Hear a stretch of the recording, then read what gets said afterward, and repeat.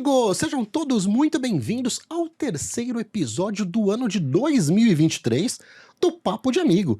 Estamos aqui, hein, Luciano? Mais uma vez, graças a Deus, e cada episódio é um melhor que o outro, né, Marquinhos? Nesse exato momento, estou até olhando num ângulo diferente, porque temos câmeras novas aqui no estúdio da Compasso. Muito bom, esse ângulo ficou melhor porque ficou menos gordo. Aquele lá tava me pegando de um ângulo que não tava me favorecendo. Tá vendo, gente? Na real, a gente sempre foi mais magro do que você conhecia. Tá vendo só? Agora estamos kits. Pois é. Marquinhos, eu tenho uma pergunta pra fazer. Faz essa coisa, eu tenho uma pergunta pra fazer pra você que eu tô muito curioso pra fazer. Já vou perguntar. Então vou perguntar, aproveitando que a gente tá iniciando aqui. Eu quero saber. Tem certeza que vai perguntar agora? Tenho certeza. Então pergunta. Eu quero saber como é que foi pra você ter participado como convidado, a emoção. Gente, sabe que no episódio anterior eu estive do lado de lá, né, sendo convidado. É muito diferente, Lu. É uma outra Eu senti que você tava meio nervoso, não sei se você tava com medo de eu colocar umas histórias na mesa. Fiquei assim, o que ele vai tirar da cartola? E aí, gente, ó, voltem um episódio, depois que assistirem esse, é claro, voltem lá para ver o episódio de Belém Bueno junto com Marcos Braga, sendo aí sabatinado por Luciano Histórico. E Brunão de Paula. Brunão arrebentou, Brunão mandou Bruno é querido demais. Ó, é o seguinte, você que acabou de chegar por aqui, preciso dizer que o Papo de Amigo é um oferecimento da Samsung Eds. Samsung Eds, obrigado por apoiar essa nossa iniciativa de bater papos interessantes com os nossos amigos do mercado. Você que tem interesse aí em TV conectada e publicidade em TV conectada, fale com o pessoal da Samsung e com o time do Écio, que a galera é fera demais lá. Feras de grande inventário, hein? Exatamente. Estivemos juntos, inclusive, no Próxima. Quiser ver conteúdos lá, que a gente acompanhou o painel deles junto com o Denis Onish. Tava lá junto com o Denis Onish no painel lá, muito bacana. Então estamos aqui diretamente dos estúdios da Compasso, nas novas câmeras aí do estúdio da Compasso. E o seguinte, Lu, tá cada vez melhor. Lu. Tá. Tá, eu fico ansioso pra falar quem são os convidados e tal. Lembrando no momento, blogueirinho, curte, compartilha, comenta de onde você tá vendo. Tenho certeza que muita gente que tá aí conhece essas pessoas que estão aqui hoje convidadas. Conta história, mande perguntas, enfim. Vai ser muito legal o papo de hoje, eu tenho certeza, Marquinhos. Você tá ansioso? Muito. Quando rola uma celebs, o Marquinhos fica tenso. Eu sinto isso. Eu cheguei aqui dizendo, assim, eu finjo naturalidade. Lu, seguinte, e vamos receber com aplausos nosso convidado de hoje, que é Vinícius Mancini. Palmas para Vinícius Mancini. Bem-vindo, Vinicião. Vinícius, um prazer enorme tê-lo aqui, né, nos estúdios da Compasso para bater esse papo de amigo. Muito obrigado pela sua presença, meu amigo. Eu que agradeço, cara. Eu falei para vocês antes, né, meu caso tá aqui é sensacional. Eu não gostaria de estar do lado de vocês, de entrevistar essa pessoa aqui, mas aí é um problema que vocês vão ter que resolver. Pois é, e Vinícius, você sabe que é assim, né? Logo que você recebe o convite, como já é de praxe aqui da casa, né? Você tem a missão de convidar, porque a gente aqui, pro nosso lado tá fácil, tá? A gente te chamou, mas a gente faz, cara, 25 convites por ano. Pra você, meu amigo, você teve uma chance única. Que é o seguinte, assim, cara, você vai lá no nosso podcast, mas você vai poder fazer somente um convite. Podendo fazer um único convite, quem você convidou para estar do nosso lado? Casé Pessini. Que isso? Que honra, que honra. Obrigado pelo convite. Muito bem-vindo. Obrigado, Vini, pelo convite. Vitor, não, Vini, muito obrigado pelo convite também, é um grande prazer estar aqui com vocês. Pô, Casé, poxa, imagina pra gente, né, Casé, você certamente deve ter tido muitas referências na sua vida quando você em algum momento decide ser comunicador, né, e a vida fez com que você em algum momento cruzasse com essas pessoas, né, e tivesse fazendo esse papel nosso aqui, que é fingir naturalidade, meu amigo. Que honra. Mas eu acho que o papel de entrevistador é muito mais fácil do que o papel de ser entrevistado, né? Ou pelo menos foi o papel que eu mais me desenvolvi, vamos dizer assim, né? Ser entrevistado eu sempre acho mais complicado, assim, mais difícil. E agora, comunicação é uma coisa que o que você falou é verdade, né? Você vai conhecendo pessoas, não necessariamente pessoas cujo trabalho é relacionado diretamente com comunicação, mas que são comunicativas também. E você vai pegando um pouco de cada uma dessas pessoas e tal, e talvez a primeira delas tenha sido realmente minha mãe. Minha mãe foi professora do Estado, né? Foi professora pública no Rio de Janeiro durante muitos anos, então ela fez escola no Instituto de Educação, era muito comum naquela época, nos 60, né? Então muitas mulheres se desenvolveram como professores e iam trabalhar na rede de ensino público. E minha mãe era uma delas. Então acho que eu cheguei a acompanhá-las em algumas aulas que ela deu, e era um grande prazer vê-la falar e tudo. Então acho que talvez o meu primeiro contato, minha primeira comunicação tenha sido minha mãe mesmo. Muito legal. Cazé, você vê que as coisas fazem muito sentido.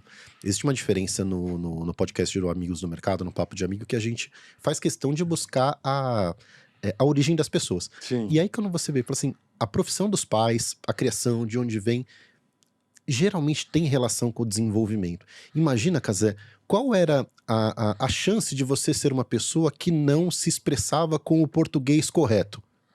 Nula. Porque você tinha uma pressão em casa, já que era um exemplo, né? Filhos de educadores, né? É muito louco como na publicidade, depois de falar com tanta gente, como é muito comum a gente encontrar profissionais de comunicação que têm o poder da oratória, tal, que são filhos de professores. Ah, é? Ah, interessante. Porque, poxa, eu imagino que no menor erro que você vinha cometer, sua mãe na hora já te corrige. Eu falei assim, não, filho, cara, é assim que fala. Ela realmente ela tinha uma preocupação muito grande com caligrafia e com a concordância verbal e tudo direitinho, né? A concordância ela conseguiu, a caligrafia não. A caligrafia Vai ser continuou difícil zoada. mesmo, é Não difícil. dá pra ser vitorioso em tudo, né? Não dá, né? Cara? Mas uma coisa que eu descobri também, que eu achei interessante, que eu descobri recentemente, o meu pai era contador, né? Trabalhou muito tempo no mercado cervejeiro e tal. E trabalhava com contabilidade. E ele gostava, em casa, de fazer as contas também, sempre usava papéis muito pequenos e tal, ficava aquela letrinha pequenininha e tal. E, enfim, desde o começo, desde o princípio, para mim, a escrita foi uma coisa muito importante, né? Se expressar através da escrita, assim, era uma coisa que era mais fácil para mim do que me expressar oralmente. E recentemente eu pesquisando, acabei me dando conta de que, na verdade, a escrita começou dessa forma, né? Porque a escrita não começou com a poesia, não começou com romance, não começou com a história. A escrita começou mesmo, né? Não, começou com contabilidade, contando quantos grãos tinha, quantas ânforas tinha com aquele, né, de trigo, ou seja lá o que for, quantas cabeças de gado tinha. Então, a necessidade de fazer um registro, de ter um registro, um record, né, de cada uma das coisas que era produzida naquela pequena família ou naquela pequena vila, é que acabou forçando as pessoas a desenvolver a escrita. É verdade, né? Acho que o número vem antes, né? O número vem antes, é uma loucura. O número e a classificação, a categorização, né? O registro, das quantidades, né? O registro do sucesso ou do que queremos chamá-lo, né? Com certeza. E você sabe, Cazé, que aqui também acaba acontecendo, vamos ver se será o caso hoje, né? Quando a gente sempre traz duplas aqui que se conhecem, tem carinho um pelo outro, muitas vezes a gente vai conhecer histórias que um não conhece sobre o outro, né? Quer dizer, não sei o quanto você conhece da história do seu Valdir e da dona Inês. Não conheço. Então, não sei exatamente. A gente vai trazer essa pergunta aqui para o Vinícius, que é Vinícius. Essa é uma história que, por uma questão cronológica, né, precede a nossa existência, né? Então, o que te contaram sobre o momento que Valdir e Inês se conhecem, né? Em que região de São Paulo, em que região que isso acontece, né? E qual que é a história que te contaram? Eu tô conhecendo a história dele e minha mãe também é professora. Olha lá. Não sabia disso, não sabia disso. Fiquei sabendo aqui. Meus pais se conheceram, minha mãe é de Guarulhos, meu pai da Zona Leste, morou no Tatuapé, morou um tempo quando eu era pequeno em Itaquá. E eles se conheceram em Guarulhos. E eu nasci em São Paulo, mas vivi 25 anos em Guarulhos. E vim para São Paulo, já tem... Deixa pra lá esses números, né? Que o tempo vai passando, mas já tem uns praticamente 15 anos. E, como eu falei, minha mãe professora, eu nunca tinha pensado nisso que ele falou, porque na minha cabeça, a conexão que eu tinha com o universo da comunicação veio através de uma prima minha, que estudou desenho industrial E eu tava ali, segundo, terceiro colegial, e eu vi aquilo lá, eu falei, cara, muito legal, é isso. Mas às vezes tem o que você falou mesmo, cara. Que minha mãe também, mesma pegada, professora do estado, sempre rígida com estudos, com escrita, com a maneira Você chegou a acompanhar sua mãe em alguma aula? Você tem essa memória? Não tenho, cara, eu acho que não. Mas talvez em escola particular, porque ela se aposentou pelo estado, ela seguiu dando aula aí bons anos. E o meu pai vem da área comercial. Meu pai, na verdade, ele teve uma loja de discos nos anos 70, se não me engano. Isso explica um pouco da minha conexão com a música, porque eu sou músico também. Mas depois foi para a área comercial, de representação comercial, então também é um cara super comunicativo. Às vezes vem daí. Eu achava que era da minha prima. E a sua infância, você morou em Guarulhos na sua infância? Sim. E como é que era a tua infância? Você tinha muitos amigos, brincava na rua? Você era mais Brincava, comunicativo, cara. você era mais intrínseco, um pouco mais fechado? Como é que era? Na verdade, assim, eu sou comunicativo, mas a princípio eu sou mais tímido, digamos assim. Eu sou mais reservado, não me exponho tanto. Mas tinha, cara, na casa da minha avó, a casa da minha avó era a casa da matriarca da família, sabe? Então reunia todos os primos, muitos primos, jogava bola na rua, empinava pipa, coisas que hoje você olha e fala, caraca, Sim. cara, tá se perdendo, né? Mas foi bem nessa pegada mesmo. Bem coisa de brincar na rua. Meu pai, a gente jogava bola na frente de casa, a galera arrebentava chute no portão, meu pai saía, dava uma geral, todo mundo, ficava todo mundo assim. Umas coisas que hoje você não tem mais, né? Sim, tá se perdendo, né? Total. Casé, me conta. Você, teus pais, então sua mãe professora, seu pai... Contador, meu pai aqui de Contador. Rio Claro, né, do interior de São Paulo, porque ele começou na cervejaria Caracu lá, depois a Caracu foi comprada pela escola e ele acabou indo para o Rio de Janeiro. Então meus pais se conheceram, meu pai, a origem dele é aqui de São Paulo, mas eles se conheceram no Rio de Janeiro numa festa junina. Estamos aqui no momento junino aí com propício. pipoca Comendo a e tudo. pipoca aqui. Então acertaram aí na... E eles se conheceram no Rio. Eles se conheceram no Rio de Janeiro e tal, e aí se apaixonaram e casaram, e aí tiveram 2 filhos, né? Minha irmã, que é a mais velha, trabalha no Jardim Botânico, e eu. Mas eu também, assim, eu sou uma pessoa tímida, assim, para mim é mais complicado também, assim, me soltar, ficar mais... Uma coisa é você estar apresentando um programa, entendeu? Sim. Outra coisa é você estar dando uma entrevista ou conversando e tal. Então, por isso que eu falei até que a escrita, para mim, foi a primeira forma mesmo de expressão mais forte, né? Porque eu sentia, não conseguia vamos dizer, fazer muitos amigos, era um pouco mais... introspectivo e tal, gostava de ler, gostava de ficar nas minhas fantasias, e foi através da escrita que eu realmente comecei a desenvolver assim, uma expressão mais forte, né? Porque até os 15 anos eu era tipo um garoto de playground, de tijucano ali da Tijuca, né? Subúrbio do Rio de Janeiro. E aí, a partir dos 14, 15 anos, que eu comecei a brincar mais na rua, que aí veio Copa do Mundo, aquela coisa de Juntar esse pintar, jogo junto. junta a galera, pinta e tal, não sei o quê. Aí começou a expandir um pouco mais os horizontes. Eu comecei a ganhar uma inteligência mais de rua, assim, né? Mas até aquele momento não tinha, não. Boa. E uma coisa, Casé, o Vinícius falou aqui sobre esportes, né? E como que foi a sua vida relacionada ao esporte? Você já esteve próximo de esporte, gostou? Ou você era o cara mais da música? Como que era? Não era da música, eu era mais da interação? escrita mesmo, né? Como eu te falei, eu gostava bastante de escrever, gostava de ler. Agora, e fazia bastante esporte também, porque sempre foi um must ali da casa. Minha mãe colocou judô, natação, basquete, futebol, mas eu era, de maneira geral, era meio fracassado, assim, nos esportes. Eu não era um cara que se dava muito bem, né? Tive algumas decepções, alguns traumas naquele dente de leite da escola, Nossa, né? dente de leite, Nossa, cara, eu sofri, era o último a ser escolhido, era o primeiro a ser colocado para fora, é o cara que tomou o gol de cobertura, sabe? Então, tipo, era assim, mas nadar eu nadava bem, basquete também, mas não era... E gostava de pegar onda de peito, né, no Rio de Janeiro. Então, eu nadava bem, então a gente ia sempre para a praia, passava as férias ali, né? Pegava o ônibus, ia até a Barra da Tijuca, 1h30 para ir, 1h30 para voltar, não podia ir descalço, senão você queimava o pé no chão do busão, porque o motor ele esquentava ali o piso do ônibus. Então tinha todos uns macetes, assim.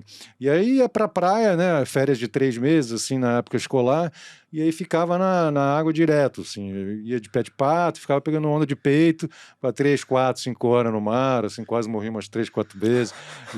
Caraca, imagina, Mas era uma né? emoção, cara, era uma coisa maravilhosa, Como assim. tudo faz sentido. Correria desde pequeno. Correria. Correria É o desde, cara do corre, meu. desde muito cedo, né? E é muito legal poder conhecer essas histórias, né? Porque a gente, naturalmente, né? Principalmente o Casé, você conhece da TV, conhece da MTV, de Band, de tantos outros produtos de TV, mas a gente não sabe das origens das pessoas, Sim. né? Interessante ver isso daí, né? E queria trazer a história novamente aqui pro lado do Vinícius. Vinícius, bacana. Guarulhos, infância ali, né? Você tem irmãos? Tem um irmão. Um irmão mais velho? Mais velho. Mais velho. 3 tá. anos mais velho. Ah, Nasci joia. no mesmo dia que ele. Cara, que Que Que legal. louco, cara. Mesmo dia, 3 anos depois. Mas era O nome cesárea, disso, o marcaram nome disso sabe que é cesárea. pontaria. E é assim, Pontaria. a gente tem uma prima 2 anos mais velha que meu irmão. 3 de fevereiro, meu irmão 3 de fevereiro, eu 3 de fevereiro. É muito louco, Uau. assim. Caramba. As famílias economizavam, que era uma festa só, cara. 3 de fevereiro, vamos fazer uma rave. Vamos lá, família. Como é o nome do seu irmão, Vinícius? André, André. Beleza. E aí, esse momento de decisão por carreira, ou decisão em começar a trabalhar, veio com o André primeiro? Ou vocês começaram meio que juntos? Trabalhar? trabalhar, ele começou um pouquinho antes que eu, mas teve muita influência. A gente até conversou faz alguns dias que a gente teve uma reunião falando de alguns projetos. Eu comentei com o Casé, eu falei, você usou BBS? Eu usei. Bulletin board. Mandic. Eu usava BCSP, A minha era Mandic. Bolsa de Cereais de São Paulo. E foi por influência total dele. Meu irmão é desenvolvedor. Então eu sempre estive muito próximo ali da tecnologia. Eu diria que eu tô com 40. Eu usei ferramentas que alguns amigos de 40 que hoje estão dentro da tecnologia não usaram. Eu usei por influência dele. E cheguei até a programar, mas, cara, nossa, eu sou criativo e programação com criatividade é um negócio muito doido. Mas sem dúvida nenhuma, cara, teve bastante influência ali desse consumo de tecnologia dele. Então, desde os primórdios da internet, eu tava ali entendendo, modem discado, pai ficando puto, vocês usaram durante o dia a conta de telefone, porque Não, aí era na esperava madrugada. virar, Esperava meia-noite, Era um meia-noite em pulso, ponto, né? né? É um negócio muito Não, louco. né? fora que ficava aquele fio que ligava o quarto à sala, assim, no meio do chão, né? Pra ele pegar a linha, né? E é louco, porque eu jamais ia imaginar o que isso ia ter de influência na visão que eu tenho das coisas, do trabalho mesmo em si falando, né? Porque foi o começo da internet ali. Você olha pra trás e fala, caraca. Primeiro eu tô ficando velho. A segunda é, porra, o negócio já acontecia ali e a gente ainda não tava tão ligado, né? E você começa primeiro trabalhar ou primeiro estudar alguma coisa relacionada ao seu ofício? Trabalhar oficialmente, eu fui algumas vezes ajudar meu pai, eu e um primo meu. As Seu pai vendas. vendia o que ele vendia? Ele ficou muitos anos no relógio. Muitos anos. Depois foi pra celular e depois aposentou, assim. Uhum. Porque aí o mercado do relógio... Apesar de que hoje em dia você tem aquelas histórias do Rolex, né, cara? Virou Sim. um negócio, uma joia, digamos assim. Mas o principal dele foi relógio. Então, assim, quando eu tinha 15 anos, ele levava eu e meu primo junto pra ajudar, anotar pedido.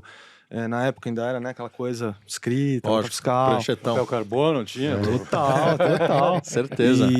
Mas aí, oficialmente mesmo, foi estagiando. Eu já estava estudando desenho industrial no Mackenzie. Eu arrumei um estágio na empresa chamada Coraixo, lá na Barão de Duprá. Fiquei 2 anos e meio ali. Então, ali eu fazia de tudo um pouco, assim. Desde a área criativa, porque não tinha ninguém criativo. A minha gerente era comercial, era do marketing, mas o olhar comercial. Então eu tinha liberdade, assim, pra fazer um monte de merda. A verdade é essa. Desculpa, pode falar a palavra? Não? Lógico. Com certeza. Porque não tinha ali, né, um diretor de arte me ajudando. Então eu tinha um espaço para criar ao mesmo tempo que saía um preço errado, 2.000 catálogos impressos. Vamos colar 2.000 etiquetas. E aí eu chamava a responsa e falava, vamos lá, 3 dias colando Vinícius, etiqueta, cara. Sabe uma coisa que a gente gosta de relembrar aqui nesses nossos papos? Vamos ver se você tá bom de memória, cara. Qual foi o seu primeiro salário? Quanto que você ganhava no Nossa. primeiro... Isso é bom Já de era falar, né? estágio remunerado, né? Porque que isso já é uma antes, vantagem. um pouco antes tinha estágio, você Sim. era ajuda de Era custo. aprendiz. E Era... olha lá, Certo. olha lá. Era R$500. Pô, cara, um dos maiores salários que já passou aqui. É já. verdade. É verdade. E nessa época eu já tocava na noite de São Paulo. Que instrumento você toca? Violão, guitarra, Legal, canto. corda, bom. show. E eu tocava num bar na Hélio Pellegrino todo sábado durante um ano. Lá eu ganhava mais. Tocando de sábado eu ganhava R$600. Caramba, Muito cara. doido. Ganhava mais do que o estágio. Então já tava... E quando você começou a trabalhar, você tinha quantos anos mais ou menos? Nesse estágio foi de 18 para 19. 19 anos. Isso. E você estudava, você fazia alguma faculdade? Eu Você fazia desenho industrial Não, no no Mackenzie. Mackenzie. era Mackenzie, pô, é verdade. Isso. Viajei aqui. E aí, desse trabalho, quanto tempo você ficou nessa empresa? Fiquei 2 anos e meio e me efetivaram. E basicamente efetivaram com o mesmo salário. Eu ganhava praticamente menos. Os caras fizeram um jogo lá para eu ganhar uns trocos a mais. Mas depois que rolou essa efetivação aí, eu não tive um ganho substancial, a atividade era a mesma. Coincidentemente, um amigo meu das antigas estava com uma agência começando, e aí ele me chamou, eu falei, opa, vambora. E aí, Efetivaram, ele viu a força da mão do Estado. eu saí do cliente e fui pro mercado de agência. Isso aí você já tinha 20... 2004, 2005, por aí. 20 e pouquinhos anos. 22 para Caramba, 23. Será que você começou ganhando mais que o Cazé? Casé, como foi o teu... Valor nominal ou Casé. corrigido, né? Tem que pensar isso, né? Porque eu sou mais velho que ele, né? É verdade, é Eu verdade. comecei com, acho que um salário parecido mesmo, acho que uns R$500. Eu comecei numa empresa, porque nessa época eu fazia estudava publicidade, né? E aí comecei numa pequena agência lá no Rio de Janeiro, no centro do Rio, chamada Multimeios. Então, acho que eram uns 500... Eu nem sei se era... No real não era. Esse 500 cruzados, Sim. 500 novos cruzados. Era o equivalente a R$500 hoje, vai. Mas Não, acho que 500... Não sei, talvez, alguma coisa assim. E aí, logo depois, eu fiquei lá uns 3, 4 meses. Depois, eu já fui para uma outra empresa chamada Mental Mark, que era Você uma... estudou onde, Cazé? Eu estudei no Colégio São José. Colégio Marista São José. Eu estudei em 2 colégios. Colégio FIS, que era um colégio de bairro, e depois no Colégio Marista São José, a partir da 4ª série. Aí fiz a UERJ, Oceanografia, fiz 1 ano e meio. Você fez oceanografia, cara? Fiz 1 ano e meio de oceanografia. Sofri pra caralho, cara. Muita matemática, muito cálculo, Tem um brother diferencial que integral. é fera, oceanógrafo, tá? É. Como ele chama? Tá, Mário, mas ele fez aqui na USP. Na USP. E oceanografia. Cálculo depois... pra que você falou que é cálculo pra cacete, Muito tá, essas coisas. cálculo, equação diferencial, trigonometria esférica, tipo, tinha muita dificuldade, cara. Nossa, rodava muito. Mas acho que a USP tinha mestrado, acho que ela não tinha graduação, não, porque só tinham 2 graduações, uma no Rio de Janeiro e a outra no Rio Grande, né? No Rio Grande do Sul. E bom, aí depois fui para publicidade e aí comecei a trabalhar. E eu trabalhei na Panam também, cara. Na Panam, Fui check-in cara. agent da Panam. Trabalhei alguns meses ali, inclusive o paletó que eu herdei foi o paletó do cara que tinha sido preso na Conexão Panam, não sei se vocês estão ligados.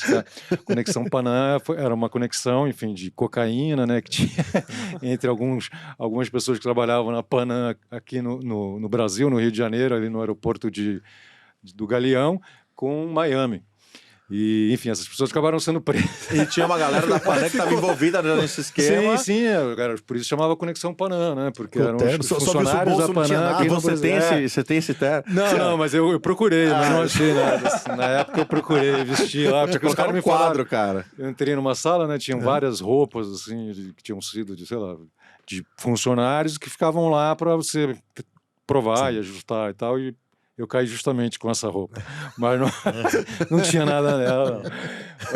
Mas foi engraçado. Mas aí o primeiro trabalho foi esse mesmo, R$500. Então trabalhei como redator de publicidade, trabalhei como check-in agent, trabalhei como professor de inglês. Eu dava aula de inglês porque eu tinha feito curso, meus pais colocaram desde novinho, assim. Então eu tinha 15 anos, já estava formado em inglês já. E aí comecei a dar aula. Chegou a fazer intercâmbio ou não? Não. Cheguei para os Estados Unidos, eu morei 8 meses nos Estados Unidos, ali em Rhode Island, que é Nova Inglaterra, em Newport, onde rola o festival de jazz, Newport Jazz Festival.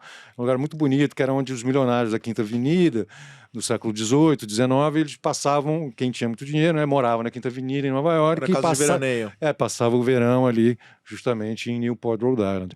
Então ali tem umas casas maravilhosas. Então eu trabalhei lá como garçom, como busy boy, como prep man, então... Fiquei uns 8 meses e depois tive uma outra vivência também no Japão, Morei em Tóquio, morei em Hong Kong, e trabalhava na rua, né? Como camelô, vendendo prata na rua. Comprava prata na Tailândia e vendia nas ruas de Hong Kong. Então, esses foram os meus primeiros empregos, até pintar lá o negócio da MTV, que eu fiz o... Cara, isso, vamos lá. Pra me situar em relação à idade. Você foi para os Estados Unidos quando você tinha mais ou menos quantos 18. anos? 18 anos. E Hong Kong? 22. 22 anos. 22 anos. E quanto tempo você ficou total desse Cara, em Hong Kong eu por fiquei ano? 10 meses, assim. E nos Estados Unidos uns 8, mais ou menos, né? Nos Estados Unidos eu fui porque tinha uns amigos que estavam morando lá, seria uma Foi na experiência vibe, interessante, fui na vibe, tudo, e cheguei... Só que, cara, fui na vibe, mas depois lá eu entrei numa vibe de ficar trabalhando, juntando dinheiro, trabalhava pra caralho, umas 70 horas por semana, uma coisa muito louca. E conheci gente que trabalhava muito mais, cara, 80, 90, 100 horas. Tinha pessoas Nossa, você deve ter conhecido muita gente, muita história também. muita gente interessante, cara, muita gente bacana, assim, na correria, né? Meu Sim, nome é Correria, não é à toa. O Vini me chamou Pode ser, pra o fazer filme do isso daí. casal, meu nome é Correria. Porque você tem que se virar nos 30 Sim. e tudo, né? Tem que achar as oportunidades e tal, Então esses basicamente foram os empregos que eu tive, assim, pré-televisão, né? Depois Sim. da televisão, basicamente, Não, fiquei no ramo mesmo. Quer dizer, putz, eu vou te falar, ser correria não é fácil. Ser correria fora do Brasil, cara, mais ainda, porque todos os riscos são potencializados você ali, né? Cara, eu imagino um volume de histórias que não aconteceram Ah, nesses perrengue, momentos. cara. Volume É, de perrengue. muito muito perrengue. Cara, perrengue na Coreia é outro papo, né, meu? É outro papo. Eu fiquei fudido, fiquei sem dinheiro, fiquei sem grana, porque na verdade eu tava no Japão, eu morava com a minha namorada na época, ela trabalhava no Japão, era modelo, e aí eu comecei a meditar no Japão com o pessoal da Nanda Marga, que é uma organização da Índia, e aí o guru deles morreu, então eu fui para a Índia para o funeral. E aí quando a gente voltou, a embaixada japonesa não deu visto, então eu não consegui voltar para o Japão. Tudo meu estava no Japão nessa época. E aí tinham, e assim, várias outras pessoas dessa comitiva também tiveram visto negado. E aí eu tive de ficar, e eu fiquei sem dinheiro, não tinha dinheiro. Porque a minha passagem estava no Japão, minhas roupas estavam no Japão, o dinheiro que eu tinha levado, que era pouco, era $200. Eu tinha gás, comprei mais cedo lá, que eu achei que ia vender no Japão, porra nenhuma. Então eu tive um anjo da guarda lá, cara, que é o Gilberto, que foi o cara que me ajudou, nem me conhecia direito, cara, e falou, pô, peraí, foi o cara que ficou me bancando, senão eu não tinha que comer, não tinha onde morar, não tinha porra nenhuma. Aonde? Aí você ficou Cara, instalado aonde? Me bancou um tempo na Tailândia, a gente ficou uns 20 dias na Tailândia, e aí na Tailândia a gente morava numa guest house ali em Khao San Road, que é uma rua de bastante movimento, assim, que tem um pouco de tudo, né, como se fosse uma 25 de março, mas só que mais potencializada, assim, uma Tailândia de 30, 40 anos atrás. Então era uma doideira muito, né. Então você tinha muito junk, tinha muita gente na rua, muita gente tomando pico, muita gente caída e tal. Teve até um casal que eu conheci quando eu estava indo para a Índia, quando eles tinham chegado, tinham se separado, brigaram, tal, não sei o que. Quando eu voltei, fiquei 15 dias ali na Tailândia e tal, aí o cara morreu de overdose, né? Foi uma treta, pesado, cara, pesado. E aí você ficava com medo, né, mano? Eu falei, pô, o cara que eu nem conhecia, pô, 15 dias que a gente se conhecia, o cara começou a me bancar, me ajudar, e foi um anjo da guarda, foi esse cara que me ensinou como é que você trabalhava como camelô. Ele era um camelô internacional. Ele era comerciante também. Camelô mesmo, camelô internacional, há 7 anos já que ele estava nessa vida, e foi ele que me deu todas Os toques. os toques, e dinheiro também. Então o cara foi um anjo da guarda, porque a gente estava ali na Tailândia você não faz grana, né? E aí a gente foi para Hong Kong, e aí que o cara começou a me ensinar as coisas, como é que era, como é que não era e tal, não sei o quê.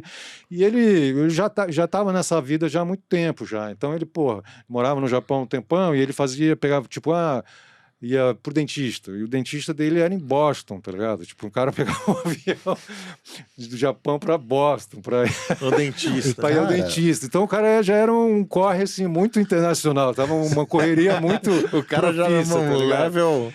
e aí ele foi me dando os toques todo, e ele me deixou uma grana, enfim, no final das contas eu fiquei devendo $5.000 pro cara, e porque foi a grana dele me bancar ao longo desse tempo, mais um dinheiro que ele me emprestou para eu voltar para a Tailândia e comprar $1.000 de prata, né? Que dá 1 quilo mais ou menos, que é prata maquinada, né? Tailândia é prata maquinada, e na Indonésia é prata feita à mão, artesanal, que tem um valor muito mais alto. E aí, claro, eu preferia a Tailândia porque estava começando, então... E aí, cara, eu tava com um preju muito fodido, $5.000, e o cara falou, tchau, Casé, eu vou nessa, pô, pelo amor de Deus, não. O cara foi embora, foi seguir a vida dele, foi pra Europa, foi passar, porque o verão na Europa era um grande lance, né, cara, você vendia muito no verão. E aí eu não podia, eu falei, cara, não, eu não vou ficar por aqui, deixa eu ficar. E aí, cara, fui pra Tailândia, comprei lá, morrendo de medo, porque tem um monte de coisa que são vários detalhes que você não conhece, Sim, tipo o dedo, cara. o tamanho do dedo das chinesas, tá ligado? É muito mais fino do que a maioria das outras mulheres. Então, se você compra um anel muito grande, você não vende, fica com ele encalhado. Então ele ficava dando essas dicas. E aí, o primeiro Casé, dia... você não tinha, né? A moderninha do UOL, né? É tudo grana. Não, tudo dinheiro, tudo Você, grana, cara. não, e tudo que você tinha tava ali contigo. E se você Nossa. se desse mal, putz, você perdia tudo. Pois é, mas eu me dei mal. Essa que foi. As coisas foram piorando, tá ligado? E aí eu fui pra lá, comprei todos os negócios, voltei pra Hong Kong. Pô, vou pra rua agora, mano. Preciso levantar dinheiro. Tudo devendo maior grana pro cara, $5.000. Meus pais, o Carlos e a Célia, né? A gente já falou, né? Já falamos dele. Eu ligava pro Brasil, não conseguia falar com ninguém. E aí, mais tarde, fui saber que os caras tinham se mudado, então tava sem o telefone e tal. Então, cara, naquela época, 1990, era muito louco. Então não tinha ninguém, mano, não tinha família, não tinha porra nenhuma. Aí cheguei em Hong Kong, cara, eu preciso ir pra rua, vou pra rua. E o cara já tinha me dado uns toques já dos lugares mais quentes. E claro, os mais quentes eram os lugares mais arriscados também, né? E aí ele falou, cara, não fica na porta daquele banco. Aí eu fiquei na porta do banco, mano. Eu fui pra lá, uma porta do banco ficava numa esquina, assim, tinha uma escada. Cheguei ali, abri meu portfólio, cara, tipo um portfólio de publicitário, tá ligado? Sim. Só que com um isopor que você colocava com um veludo, assim, pendurava os brincos, tá, os anéis. Abri lá um negócio em cima de um caixotinho, mano, pô, a chinesada passando, ninguém comprava, eu fiquei desesperado. Aí começou a comprar, começou a vender, cara. Aí foi uma loucura, eu fiquei, caralho, agora vai. E aí juntou, assim, um monte de gente, eu comecei a ficar com medo, porque as pessoas começavam a botar a mão e eu tava perdendo controle sobre quem tava chegando, quem não tava, né? De dinheiro, era Hong Kong dólar que chama, né? Era $1, era 7,8 Hong Kong dólar. E aí, cara, comecei a vender mais de 200, 300. Cara, tava cheio eram 2.000 Hong Kong dólar que eu tinha vendido. E aí, pô, uma galera morrendo de feliz, pá, chegaram 3 caras, mano, polícia. Puta, polícia, cadê passaporte? Falei, não, meu passaporte não tá comigo. Ah, então beleza, a gente vai lá, onde é que tá seu passaporte?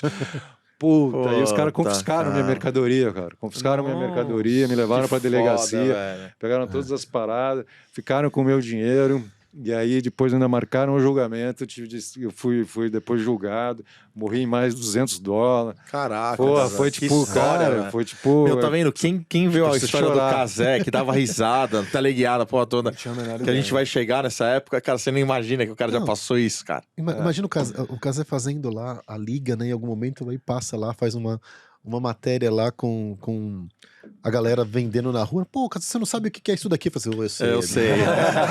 Amigo, eu sei. Amigo. Coreano. Caraca, Casé, essa história foi foda, bicho. Foi foda. Ó, antes de continuar essa história, porque a história tá boa. Amiguinho, está gostando dessa história? Não. Está gostando aqui do nosso ambiente? Eu preciso falar dos nossos amigos da Compasso. Por favor, coloque o logo da Compasso aqui, porque a gente precisa mandar um abraço pro pessoal e dizer o seguinte: se você que tá curtindo aqui esse conteúdo tem vontade de fazer um podcast para você, para sua marca, converse com o pessoal da Compasso. Não é sempre que você precisa ter toda a tecnologia dentro da sua empresa para fazer essa gravação. Você pode contar com um estúdio especializado, não só para a parte técnica, mas também para roteiro, para monetização, para entender toda a dinâmica do podcast, seja ele no formato de videocast, seja ele no formato de áudio, né? Ou seja também na produção de conteúdo em diversos formatos. Afinal de contas, a Compasso é a nossa produtora parceira de conteúdo, né, Lu? Com certeza. E assim, já que a gente fala, muita gente tem várias ideias legais, tem muito conteúdo legal pra compartilhar e acaba não compartilhando porque acha que não sei, não manjo de equipamento, enfim. Faz o seguinte, liga pra Compasso, marca um papo com o Douglas aqui, com a galera, vem aqui, passa meia hora aqui nessa sala, nesse ambiente maravilhoso. Esse ambiente inspira.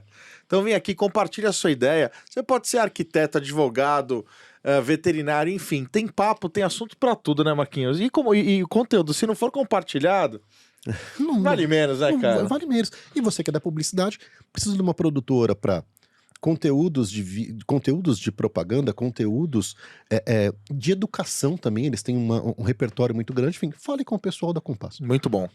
Compasso Collab. Merchan entregue, você viu aí? Ó, Aqui, o negócio um negócio aqui é assim, meu amigo. Você sabe que a gente trouxe no primeiro episódio a Kátia Fonseca veio aqui. Figuraça, tá? A gente ficou falando aqui, ela é mulher do Merchan, né? Rainha do Merchan, né? Aí ia fazer a Merchan, ela, olha o Merchan, tá chancelado pela Kátia.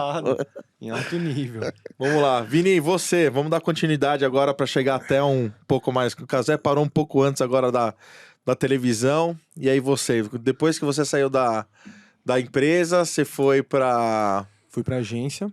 agência. A gente atendia bastante mercado, lado criativo, de comunicação visual para eventos e ativações. Você tinha alguma referência já de publicidade? Alguém que você conhecia? Não, assim, os maiores nomes, né?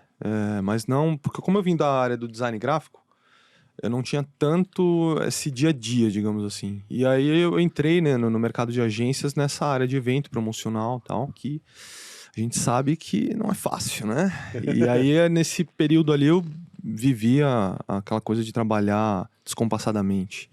Teve casos que a gente ficou 29 horas. Esse foi um emblemático. Caraca. Ficamos 29 horas trabalhando na equipe de criação para entregar um material de uma concorrência.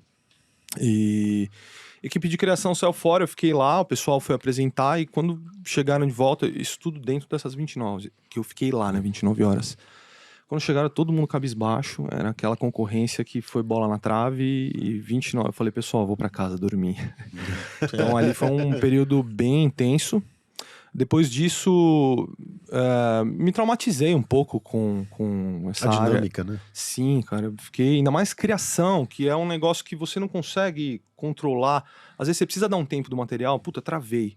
Você precisa dar uma pausa. Eu comecei aqui, minha vida na assim, criação, sei bem o que é isso, cara. Deixa esse material assim, quietinho eu vou aqui. dormir um pouco, daqui a pouco eu vou abrir esse arquivo, eu vou ter outra percepção sobre esse mesmo arquivo. Texto deve ser a mesma coisa, você lê, você dorme, acorda e fala assim, peraí. Só que quando o prazo tá muito curto, você não tem esse espaço, né? Então ficou um negócio super tóxico e eu cheguei à conclusão que eu não queria mais isso.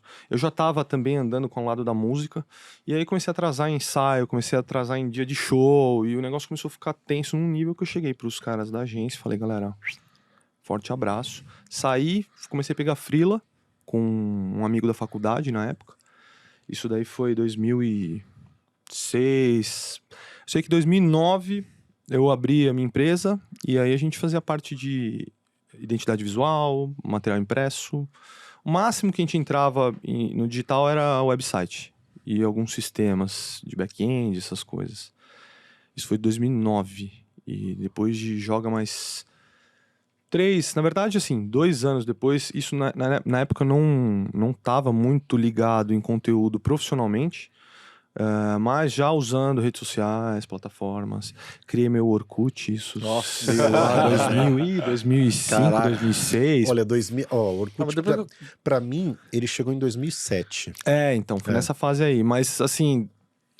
Usei 4 meses e era um negócio muito pessoal. Eu nunca fui muito fã de expor o meu lado pessoal, de mostrar o que eu tô fazendo, o que eu tô comendo. Fiquei 5 meses ali e cometi o Orkuticídio, que na época a galera falava, né? E voltei para redes sociais em 2009 no Twitter. E Sim. Twitter também tô até Cara, hoje. 2009 eu era o chato do Twitter, cara. Eu lembro bem dessa fase. Eu lembro Eu muito. montei o perfil do Twitter de uma galerona, cara. Porque, Eu lembro disso. Porque, cara, é o seguinte... Vale considerar, gente, o conceito de timeline nasce no Twitter. Total. Né? Porque o Orkut já existia, só que ele não tinha timeline. Né? O Facebook, idem e tal. Só que esse contexto de todo mundo colocando conteúdo ali, ele virar uma linha do tempo, nasce no Twitter. Total. E hoje você vê o que se transformou e que está se transformando o Twitter é muito louco, porque na época eram 180 caracteres. 144. 144. Porque o dobro, depois dobrou, né? Hoje já não tem mais esse limite, mas pra mim a piração no Twitter era uma época que eu até lembrei do que você falou, a gente compunha música, a gente gravou um disco autoral e tal, e a minha piração no Twitter era pegar uma ideia e sintetizar em 144 caracteres. Então eu pirava muito nisso, assim, então, sabe? o que eu achava mais legal do Twitter era essa porra que você tinha que resumir, cara. Isso, como você trabalha o poder da síntese. Exatamente, cara. cara. Uma loucura. Exatamente. Assim, às vezes você ficava comentando alguma coisa, você falava assim, pô, Cara, 144 caracteres. Aí você começa a ser objetivo, você começa... Total. Sabe? É um exercício de como cortar as arestas, Isso eu achava né? mais legal, cara. E eu fiquei nessa durante um bom tempo, mas nunca fui muito viciado em Twitter e tal. Onde eu mergulhei nas redes sociais mesmo foi no Instagram. Aí em 2011, um ano depois deles lançarem a plataforma, eu peguei um iPhone que na época acho que era o 4, que aí já dava pra fazer umas fotos legais. Cara, ali virou tudo. Porque era uma época que o Instagram ainda era o clubinho do iPhone. E eu, por uma experiência pessoal minha, eu morava em Guarulhos, trabalhava na Zona Sul. Eu ficava de 3 a 4 horas por dia dentro do carro no trânsito, infernal. Nossa. Eu tinha uma relação com São Paulo, que eu falava, cara, essa cidade e tal. E aí eu mudei, eu casei, vim para São Paulo e ainda assim já estava trabalhando mais perto, ainda assim com o carro para cima e para baixo. Por causa do Instagram, que eles tinham um projeto de fim de semana, perfil oficial, chamado Weekend Hashtag Project. Eles davam um tema, falavam, você tem de sexta... Entrava sexta, 6 horas da tarde, até domingo, 10 da noite, meia-noite, para você soltar a sua foto dentro da hashtag. Então o tema era fachadas. Você ia lá, procurava fachada. Perspectiva, o vanishing point. Você ia e procurava. Eu comecei a andar em São Paulo para tirar foto, por causa do Instagram. E aí eu comecei a andar em São Paulo, falei, cara, não conheço essa cidade. Isso aqui é uma loucura. Vendi meu carro. Eu e minha esposa ficamos com um carro só, passei a não usar mais carro. E aí eu criei uma conta em 2012 chamada São Paulo Walk, onde a gente incentivava as pessoas a largarem o carro e saírem a pé para fotografar a cidade. E cara, isso aí uma coisa foi levando a outra. Um dia me ligaram da Folha, falaram, olha, você que é o responsável pelo São Paulo Walk? Sim, sou eu. Então você quer dar uma entrevista? Eu falei, opa, vambora. E aí depois da Folha veio o Catraca Livre, dei uma entrevista no estúdio I da Globo News. Legal. Quantos seguidores chegaram a ter o São Paulo Walk? O São Paulo Walk chegou a 58 mil. Cara, que legal. E a conta hoje tá parada, tá com uns 49, um negócio assim. Eu sei que ali eu entendi como é que funcionava a dinâmica nas redes sociais, sabe? E eu falava, cara, o mercado de comunicação não tá dando importância pra isso. Porque na época era orgânico, né? Sim. Você não tinha Sim. mídia descendo pras plataformas. Aí eu fiz um movimento em 2013 e eu resolvi, parei de fazer marca, parei de fazer site, material corporativo, focar em conteúdo de redes sociais. Essa foi a virada de chave. De lá pra cá. 2013? 2013. Pô, bastante tempo, né, cara? 10 anos já. E de lá pra cá muita coisa mudou, né? E me conta uma coisa, quando a gente pensa em pessoas que estiveram contigo nesse comecinho de carreira e que hoje devem estar em outros lugares, 1000 aí, quem que te vem à cabeça, cara? Quem que tava lado a lado contigo aí nessa daí? Cara, uma pessoa que vocês inclusive conhecem, que passou por essa tormenta de trabalhar a hora. Ele foi nessa apresentação, o Vilauba. Caramba, que Alexandre legal, Vilauba. E voltou, a gente se reencontrou profissionalmente agora em 2021, final de 2020. E a gente trabalhou na agência lá atrás, cara. A gente se acompanhou à distância ali, né? Vendo o que um tava fazendo, ele na agência, e eu com esses trabalhos de redes sociais. E aí, em 2020, pintou uma demanda ali que eu precisava de alguém com o perfil dele. Minha esposa falou, cara, acho que você tá precisando de alguém que nem o Vilauba. Eu não lembrava, né? Eu falei, cara, nossa. E aí, Caramba. a gente se reconectou. Eu conheci o Vilauba em 2016, quando eu estava na HBO, né? Fazendo as ativações de HBO na Comic Con. E também fazendo Comic Con e fazendo os roadshows da HBO pelo mercado todo. Boa. Né? E era de fato um show, cara. Promovia um show dentro das agências para falar de toda a programação que viria do Cinemax. Que eu trabalhava no Cinemax dentro da Eles atenderam HBO. durante muitos anos, né? Durante muitos anos. Cresceram a conta, enfim, foi um trabalho bem legal. Eu não tava junto lá, mas a agência que eles atendiam era meio que uma continuação da agência que a gente trabalhou. E aí, de 2013 pra frente, cara, a hora que a grana começou a ser, digamos, redes sociais começou a tomar uma fatia de verba de mídia de alguns canais tradicionais, aí as agências começaram a olhar de uma outra forma, as plataformas mudaram, alcance orgânico morreu, aí as regras das redes sociais mudaram, né? Então, em 2017, no final de 2017, aí eu fundei a Content Lab. Porque Boa. a gente montou um estúdio de foto e tudo mais e estamos aí desde então. Boa. Eu pulei muito. Boa. Não, tá bom, Corri. cara. Tá bom porque eu tenho certeza que aqui agora já vai entrar na parte do Cazé que já é mais familiar. Exato. Que a gente vai entender outro lado. Cazé, Diga. perrengue pra cacete, puta aula você deu pra gente, pra mim, pelo menos, foi uma baita aula, cara, porque precisa ter culhão pra fazer o que você fez, não é qualquer um que tem... Cara, na verdade foi um acidente, tá Não. ligado? Não é. Mas você precisa descobre ter. o culhão. A sobrevivência é foda, né? Sobreviver, resiliência. Mas isso é Chorei resiliência, muito, nossa, né? chorar sozinho, mano. É, não, Você vai no fundo do poço, aquele desespero. Você fala, caralho, mano, o que vai acontecer comigo? Não sei. exatamente. Isso Foda. foi uma aula.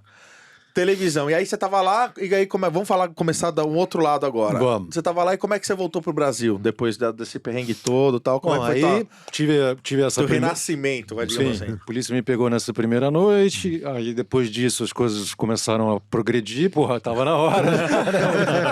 Só tava acontecendo merda, né? Aí começou, aí aos poucos fui pagando, cara, consegui, eu tive umas 4, 5 vezes na Tailândia, fui e voltava, porque... Hoje em dia, eu imagino que seja ainda assim, mas naquela época, brasileiro, você tinha 3 meses. Você saía de Hong Kong, você ia até Macau, voltava, você já tinha 3 meses. E era Porto Livre, Hong Kong, né? Centro financeiro ali expandido da Ásia, então você não tinha limite de grana, você podia entrar com as coisas e tal, então esse fluxo era positivo. E aí consegui pagar o cara e tal, não sei o que, voltei para o Japão 6 meses depois, porque eu pude aplicar novamente, aí peguei minhas coisas e voltei para o Brasil.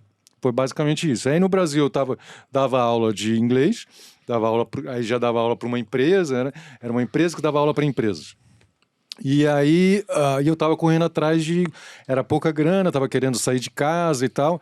Essa aí eu já estava com 26 anos, né? E eu era poeta também, então eu escrevia, aí voltou a coisa da comunicação mesmo, a comunicação com o público e tal, começou através das poesias. Eu comecei escrevendo, mas depois eu comecei a participar de um circuito de poesia falada no Rio de Janeiro. E um dos expoentes era o Chacal, no Vem Cigana, cara, um dos fundadores da Blitz, também junto do Circo Voador, junto com o prefeito Fortuna e tal. E aí ele tinha o CEP 20.000, que é o Centro de Experimentação Poética, que acontecia ali no teatro, esqueci o nome, ali na Lagoa, no Maitá. E, enfim, aí eu comecei a apresentar as poesias. Então eu apresentava as poesias falando. E aí eu comecei, ao invés de escrever, comecei a falar as poesias. Então eu comecei a compor as coisas. Então essa era a experiência que eu tinha de palco, assim. E eu também tocava um projeto que era dentro de um hospital psiquiátrico chamado Pedro de Alcântara, ali no Rio de Janeiro também, no Rio Comprido. Como eu já conhecia os poetas, eu chamava os poetas para se apresentarem nesse hospital, que era um hospital só para mulheres, um hospital psiquiátrico. Então foi uma experiência muito legal. E nessa experiência participou o Paulo Lins, que escreveu, né, Cidade de Deus, grande escritor, o Veoca, o pessoal do Boato, o Michel Melamed, muita gente que passou por ali, o Guilherme Zarvos, enfim, tinha bastante gente bacana, bastante gente talentosa. E só que isso não dava dinheiro, né, mano? Eu falei, caralho, como é que eu vou ganhar dinheiro? Eu gostava muito de fazer aquilo. Eu não seria capaz de viver se não fizesse isso. Tinha até um poeta do Mato Grosso, o Emanuel Marinho, que ele falava, pô, poesia não compra sapato, mas como andar sem poesia, né? E era realmente, cara, não Total dá. sentido, Eu não né? conseguia andar sem poesia. E aí, enfim, eu estava correndo atrás de trampo, e aí um dia na Mil, que eu dava aula na Mil de inglês, na biblioteca da Mil, esperando entre uma aula e outra, eu vi no jornal, pô, MTV pega para criar e tal, pô, MTV, né, esse canal, pô, eu tinha visto nos Estados Unidos, mas no Brasil mesmo não via porque não pegava, né? Não pegava, Tinha que ter colocado no videocassete. Botar aquela anteninha, de exatamente. VHF, botar o bombrilzinho. Tinha e tal, todo um não sei o quê. esquema para pegar. Mas aí eu fui fazendo a prova, fui passando cada uma das etapas, cara, e entrei, né, cara? Entrou eu junto com a Adriana Lessa. Nesse momento tinham sido 4 cidades brasileiras que participaram desse procura, Do né? processo seletivo. Do que você processo encontrou. seletivo, que foi Belo Horizonte, Porto Alegre, Rio de Janeiro e São Paulo. E aí me chamaram, cara. E aí eu falei, caralho, pô, vou, né? E aí vim, né? E a MTV já era, né, o Dr. Arnaldo ali. A MTV já era no Dr. Arnaldo, porque ela começou na Coropé, 90, 91 ali, e aí acho que 1, 2 anos depois foi. Então já estava bem instalado, né? Eu não cheguei a conhecer a MTV do perrengue, que não tinha ar-condicionado, que as pessoas ficavam morrendo de calor. Mas a Astrid ainda estava lá, ainda estava bem no começo. Claro, Não, com certeza, 94, Gastão. né? Não, eu entrei, assim, minha madrinha, de certa forma, foi a Astrid, e meu padrinho, o Zeca Camargo, né? Porque o Zeca Camargo era o chefe do jornalismo ali nessa época, e a Astrid também era a VJ mais experiente, que já tinha uma experiência de televisão antes, acho que do Matéria-Prima, enfim, na época da cultura. E então foi meio isso, assim. Aí comecei a trabalhar lá, e foi foi uma loucura. Eu não assistia MTV, né? Então foi engraçado. Quer dizer, eu comecei a assistir para treinar, né? Então assistia o Thunder, assistia a Astrid no Disque MTV, aí gravava no VHS do meu cunhado, depois ficava treinando as cabeças e tal. E aí quando eu me vi, estava ali dentro, assim. Mas a mudança foi muito, muito drástica, assim.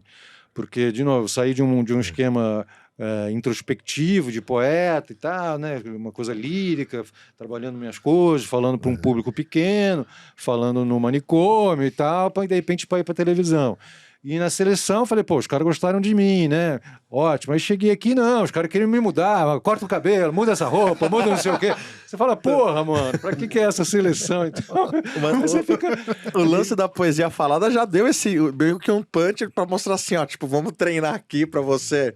Pra largar só de escrever para começar a falar também para público.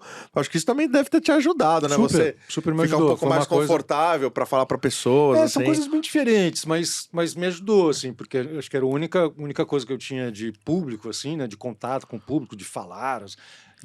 Foi através da poesia mesmo, né? Não tinha de outra forma. Então, eu aprendi meio nisso. Inclusive, no teste, no teste de vídeo, quando eu cheguei nessa etapa, eu tava super nervoso e tal. Eu falei, cara, posso falar um poema? Pá, não sei o quê. Aí eu falei um poema, vomitei. E os meus poemas eram uns vômitos, né, meu? Era uma coisa muito... tinha um lado muito pesado, agressivo até. E aí os caras ficaram meio, caralho, mano, o que aconteceu? O cara se transformou.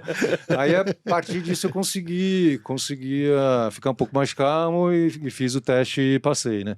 Mas aí, de novo, foi um ano meio de sufoco, de transformação, de achar uma identidade, mais ou menos, porque tinha que encaixar numa identidade que funcionava para a emissora também, né? A emissora já tinha o Edgar, já tinha o Gastão, os caras já tinham um visual XYZ, todo mundo de cabelo comprido, eu era mais um cara de cabelo comprido. Você era um cara diferente ali. Eu era um riponga, na verdade. Você não me viu, né? Mas eu era um riponga. E aí eu virei uma outra coisa ali. Foi um ano meio de sofrimento, até que veio o Teleguiado, o convite para fazer o Teleguiado, que era o primeiro programa ao vivo da grade da emissora, né, da MTV, em que era um programa, basicamente um programa de rádio, que as pessoas escolhiam uma música, né, pediam um videoclipe, e eu falava com as pessoas pelo telefone. Então esse realmente foi o ponto de inflexão ali, que me deu me deu oportunidade, né, porque eu estava no ar todo dia, né, passando perrengue todo dia, ao vivo todo dia. Então isso me obrigou a desenvolver um personagem. Qual que era a duração do programa, você lembra? Era meia hora. Meia hora, passava de manhã, 12:30, né? E aí reprisava à noite. E depois mudou. A gente era ao vivo à noite e reprisava 12:30 e tal. E aí, ao longo desses 4, 5 anos, foi onde eu realmente consegui forjar uma identidade, uma personalidade televisiva. E aí eu não gostava das roupas, eu fui migrando para o terno e para a gravata, que eu achava que tinha a ver... que era como é que eu posso ser diferente dentro da MTV? Porra, sem correr risco de... cabeça. Fiquei careca. Então isso foi uma construção, né? Foi uma coisa que foi acontecendo ao longo do tempo. E isso foi bom porque eu realmente desenvolvi um personagem. Também mais à frente, anos mais tarde, também era... Aí você fica meio grudado no personagem. Então você tem o desgrudar, óculos, né? Aí você tem o desmamar também. Pô, eu preciso passar a ser alguma outra coisa que eu não sei ainda o que é. Que acho que foi no período que eu comecei na Liga. Porque a Liga, você tá falando com a câmera num outro tom. É diferente de um apresentador, que eu tô chamando a atenção das pessoas o tempo inteiro. Ali você tem uma pegada mais reflexiva, você fala mais como se tivesse num tom de voz mais baixo. Sem muita empolgação. Sem muita empolgação. Então, o que você passa, transmite pra gente, eu até falei pra Kátia assim, a gente conhecendo você hoje, já trabalhei junto, mas a gente nunca foi conhecido e tal. Mas você sempre me pareceu ser um cara muito natural, do tipo assim, o Cazé que tava ali, o Cazé que estiver numa roda tomando cerveja, vai ser desse mesmo naipe, sabe? Do tipo assim, falar e dar risada e pá, não sei o quê, e bora aquela empolgação, sabe? Mas não era. Então, hoje te conhecendo, dá pra ver que assim, aquele Cazé é um cara que era o personagem mesmo daquela situação. Mas é uma faceta, não é um personagem inventado. É uma parte sua, que você usa naquele momento específico pra fazer a coisa acontecer. Pra estar alinhado com o canal que você tá. Isso é tudo certo. Sim. Alinhado com o canal e com espaço para você ser para você criar também, para você se desenvolver. Acho que essa que foi a grande sacada. Porque aí você tinha quantos anos nessa autenticidade. época? Eu tinha 26 anos, né? Então, Quer dizer, nessa, tá ligado, 27. Então, 26, e o público da MTV era um público majoritariamente novo. Sim. Então, cara, é você estabelecer uma relação de comunicação e confiança com um adolescente tendo passado uma década de ser adolescente. Sim. Né? O seu público tinha 10 anos a menos que você.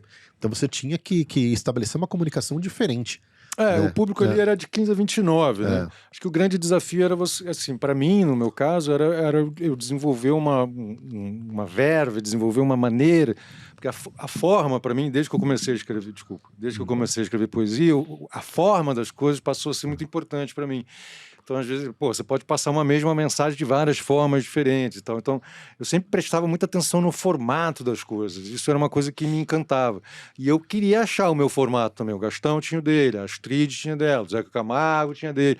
E qual que era a minha? Sabe? Não era aquela coisa da poesia, né? Então, assim, como é que eu posso prender a atenção das pessoas? Eu comecei a falar também de assuntos que a MTV não tocava naquele momento. Embora naquela época a MTV já fizesse campanhas sociais extremamente importantes. Desliga a TV, putz, era campanhas incríveis, mas era uma TV focada 100% em música, então você só falava de música. E no Teleguiado eu comecei a falar de precatório, eu comecei a falar de assuntos sociais, de o cara que chutou a santa, e o pastor chutou a Nossa Senhora. Então você comecei a fazer uma coisa que se faz hoje ali no Twitter, que se faz hoje, né, nas redes sociais, comecei a discutir, debater essas coisas com as pessoas.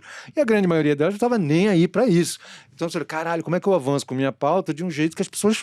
Então assim, tinha que ser engraçado, tinha que ser rápido, tinha que ser... Então eu ficava criando um monte de história para conseguir avançar com as mensagens, tocar nos assuntos que eu achava que eram importantes para mim naquele momento. E numa época da TV ultra careta. Super careta. Careta pra Genial. caramba. Sim. Né? A MTV, ela vinha rompendo com as suas vinhetas, com a sua programação. Era um negócio contra a cultura.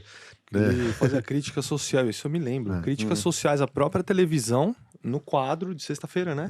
Você ia lá, furadeira nos monitores, ali na escadaria. Não, cara, se você parar e ver, cara, quem que passou pela MTV nesse período? Cara, era Thunder, era João Gordo. Cara, era realmente quem tava querendo romper com aquele negócio. Mas o seguinte, Casa, em algum momento você acordou assim e falou assim, puta, eu sou um cara famoso. Sim, sim. E aí, em que momento que isso passa pela sua cabeça? Foi, cara, virei um cara famoso. Então, foi bem rápido, cara, porque a MTV realmente tinha uma projeção muito grande naquela época, né? Uma relevância muito grande. Então, já no primeiro ano, você saía na rua, as pessoas já pediam autógrafo e tal.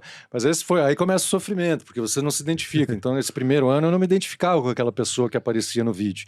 E para as pessoas que vinham falar comigo, eu era aquela pessoa que aparecia no vídeo. Então isso era um pouco... Era chato, era desconfortável. À medida que isso foi mudando, que eu fui desenvolvendo os personagens no Teleguiado, aí começou a ser uma coisa positiva para mim. Então o assédio era uma coisa legal. Eu gostava de conversar com as pessoas, eu entendia por que elas gostavam de mim, eu gostava das coisas que elas gostavam, não existia uma diferença, né, nesse sentido. Então quando conseguiu juntar as duas coisas foi muito importante, foi muito legal. Né? E é muito louco, né? A gente vê o mundo dos famosos, o mundo, né, da TV e tal. Putz, cara, o Cazé que entrou era o Cazé que tava à frente de um trampo. Sim, eu quero uma grana aqui, porque eu quero um trampo aqui pra melhorar a minha vida aqui, que eu tô dando aula de inglês pro corporativo. Eu nunca tinha pensado em trabalhar na televisão, não era uma coisa que passava pela minha cabeça, não. Você não tinha nem um pouco. Não tinha essas referências. E aí, Cazé, em algum momento você começa a duplar, você começa a conviver com pessoas que você já tinha a imagem de famosos. Sim. Né? O próprio Zeca, enfim. E no mundo da música, quem foi o primeiro que te impressionou, que chegou perto de você e falou assim, caramba, olha eu aqui trocando ideia com esse cara aqui, né? E até ontem eu era só um fã dele. Sim, poxa, teve o Tom Zé, o Tom Zé foi incrível, assim. Acho que foi um dos primeiros artistas com quem eu conversei, porque eu conversei com muito poucos artistas, né? Justamente porque eu acabei caminhando por esse outro lado aí. Mas o Tom Zé foi impressionante, assim, que já era o grande Tom Zé. Na verdade, ele estava passando por um renascimento naquela época, a partir do selo do David Byrne e tal. Então ele teve a Tropicália, enfim, o Tom Zé é um cara genial. E naquele momento ali já não fazia parte, não estava aparecendo tanto, coitado, não estava tendo o reconhecimento que ele merecia. E veio o David Byrne, jogou o cara lá em cima de novo. Então a gente gravou um especial Quem é diretora na época era a Joana Mazzucchelli, de entrevista com ele tocando no estúdio lá. Então isso foi muito legal. Foi difícil para mim até, porque eu não sabia muito bem como lidar. Então, ser apresentador, não tava no teu campo. Não tava no meu campo. Confortável, digamos assim, que você já tava na rotina. Mas, de interações divertidas, assim, de várias. Com a Rita Lee, foi muito bacana. Também ela participou do programa do Buzina. Então, aí ela testou, entre aspas, né? Mas a gente tinha um aparato para que as mulheres pudessem fazer xixi de pé nos shows e tal. Falou, pô, Rita Lee, olha só, isso aqui é incrível, mano. Você poderia testar isso pra gente. Funilzinho. Um funilzinho, uma coisa assim. Ela foi muito divertida. Eu entrevistei o Guru, do Jazz Mataz também, que, tipo, puta música, um cara que morreu muito cedo, mas que, enfim, que tinha esse projeto Jazz Mataz, que era maravilhoso, com o Donald Byrd e tal, trompetista. Então, isso aí para mim, foi um dos momentos mais especiais para mim também, em termos de artistas musicais, né? Você teve 2 passagens pela MTV, né? Sim. Você entrou no primeiro período, aí depois você saiu, depois você voltou e ficou um período, acho que mais longo. Sim. Tá.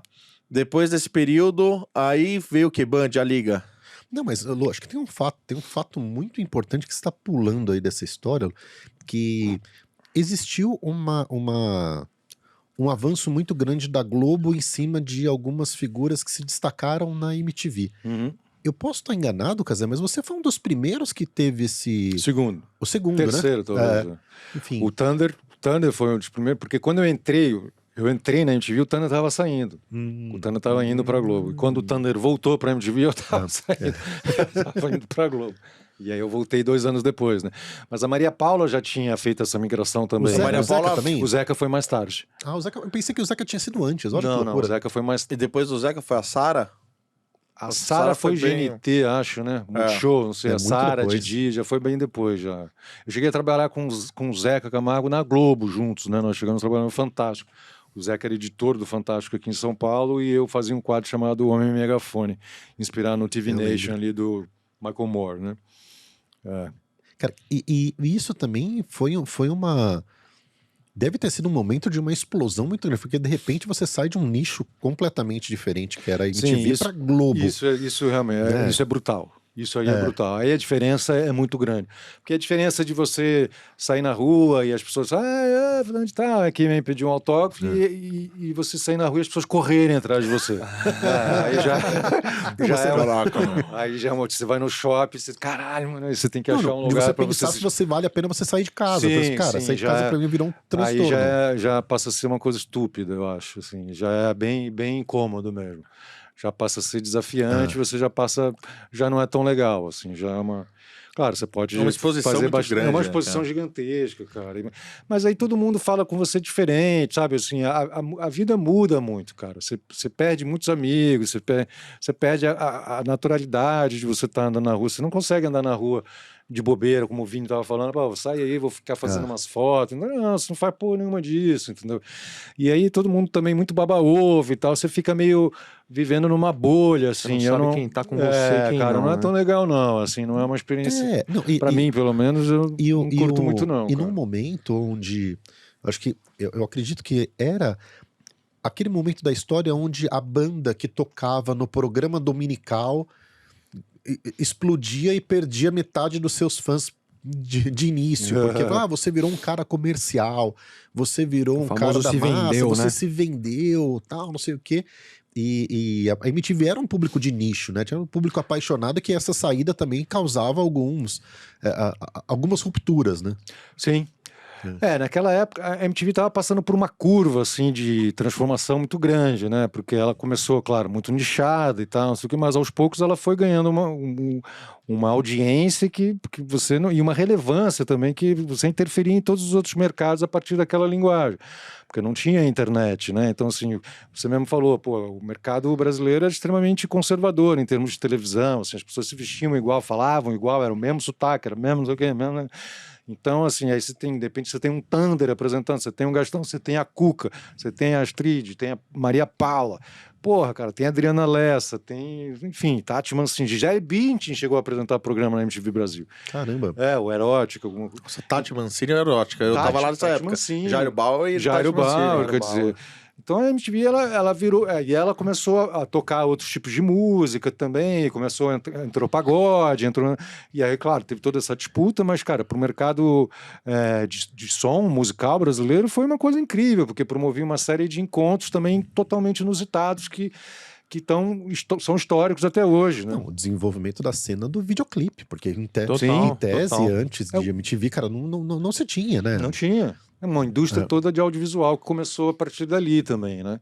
Grandes diretores apareceram a partir dali, né? Então era realmente uma oportunidade, porque as gravadoras produziam os videoclipes, né, cara? Valia a pena você produzir um videoclipe. Era uma forma de marketing. Então, assim, imagina, você cria uma emissora que você não gasta quase nada de produção de conteúdo, porque os outros pagam para produzir o conteúdo que você vai exibir. Eles falam conteúdo, né? Entendeu? Então é realmente incrível, e com uma linguagem completamente diferente, e vendo referências do mundo inteiro. Então era uma coisa muito forte. E aí a MTV passou por essa explosão também. Mas é diferente, assim, eu percebia isso, porque é bem isso que eu falei para vocês, você não conseguia andar no shopping, você não conseguia andar na rua, porque as pessoas correm atrás de você, as pessoas vêm, pegam na sua roupa, puxam você. Então é outro grau de... E aí eu acho que, na minha vivência, assim, você perde ainda mais, porque a coisa mais gostosa de você, de repente, ser reconhecido pelo seu trabalho é você poder interagir com as pessoas, de cara, boa, na né? rua. De boa. E aí chega um momento que você não consegue, você está com seus filhos, de repente, sabe, já não, peraí, você fica, não dá, mas peraí. Então, essa acho que é uma parte bem chata da fama, né? Mas uma fama no meio do caminho, assim, é uma fama muito boa. Eu gosto, assim, né? Porque quebra barreiras, você consegue... Sim. As pessoas já te conhecem de uma forma ou de outra. De maneira geral, ninguém chega para me azucrinar, as pessoas querem trocar ideia mesmo, ou alguma coisa que eu falei, alguma coisa que foi exibida no programa, que as pessoas gostam ou querem conversar. Então, existe um carinho muito grande. Essa é a parte boa, né? Essa é a parte legal. Então, na parte cronológica, depois da MTV, veio qual? MTV Globo. E aí na Globo eu fiz o Sociedade Anônima, que foi um programa de 9 episódios. Eu fui pra Globo justamente nessa leva que você Passava falou. de domingo à noite esse programa. Passava de domingo à noite, horário terrível, competindo com o Silvio Santos. Muita coisa idiota, mas enfim. E você falou, né? As bandas apareciam e explodiam. E assim, uma das coisas... Assim, eu fui chato pra caralho também, porque eu falei, cara, eu não quero trabalhar com famoso. Então, a gente foi trabalhar na TV Globo e não trabalhou com famoso, não tinha banda, não vai ter sertanejo, não vai ter bunda, não vai ter isso, não vai ter aquilo. Então, eu trabalhava com anônimos. Eu achei bem curioso, assim, porque quando eu cheguei aqui antes, a gente ficou conversando, né? Enquanto você não chegava, e ele ficou explicando qual era o conceito por trás do papo de amigo, dos amigos do mercado e tal, né? Da valorização daquelas pessoas que muitas vezes não tinham sido destacadas, mas que faziam, enfim, eram parte importantíssima e faz a roda girar. E o Sociedade Anônima era justamente isso, assim, a gente trabalhava com manicures, com bombeiros hidráulicos, com pessoas, cabeleireiros, então a gente fazia concursos de cabeleireiro, fazia concursos de manicure, a gente fez uma manifestação contra o aumento do preço da passagem dentro do Projac, com tochas, com tudo. Então, os caras não gostavam de mim mesmo, não podiam gostar. Natural, faz Fazer parte. tudo pra eles não gostarem. Tudo pra eles não gostarem, deu certo. Assim. Fora o fato de eles terem colocado a gente num horário muito ruim, né? Mas essa época foi uma época que foi Ana Maria Braga, foi Luciano Huck, foi Serginho Grosman, fui eu, tem mais outras tantas pessoas. Assim. Isso quando a gente está falando de pessoas na frente das câmeras, né? Porque por trás das câmeras, cara, tipo, a MTV foi uma escola, uma faculdade. Hoje qualquer emissora que você vai, tem MTV, gente de olha, todos os lados que veio da MTV. Eu rodava a MTV inteira, né? Trabalhava na parte de sistemas de programação. Cara, você entrava ali na produção, só tinha fera ali dentro, cara. Não, porque, olha, só tinha fera, cara. Lu, você imagina que, cara, todas essas emissoras com uma audiência gigantesca e era inimaginável você ver alguém na rua com uma camiseta com o logo de qualquer emissora dessa aberta no peito. E MTV era moda. Total. A MTV ela tinha um logo que era com a bandeira do Brasil. Total, MTV, que era foda. Nossa, era animal. Não, a gente saía com a van, os caras, todo mundo em cima, uma vez eu saí do Rock Go. Uma vez eu voltei do Rock Go com a galera da van, com o Lino lá. Lino, grande Lino.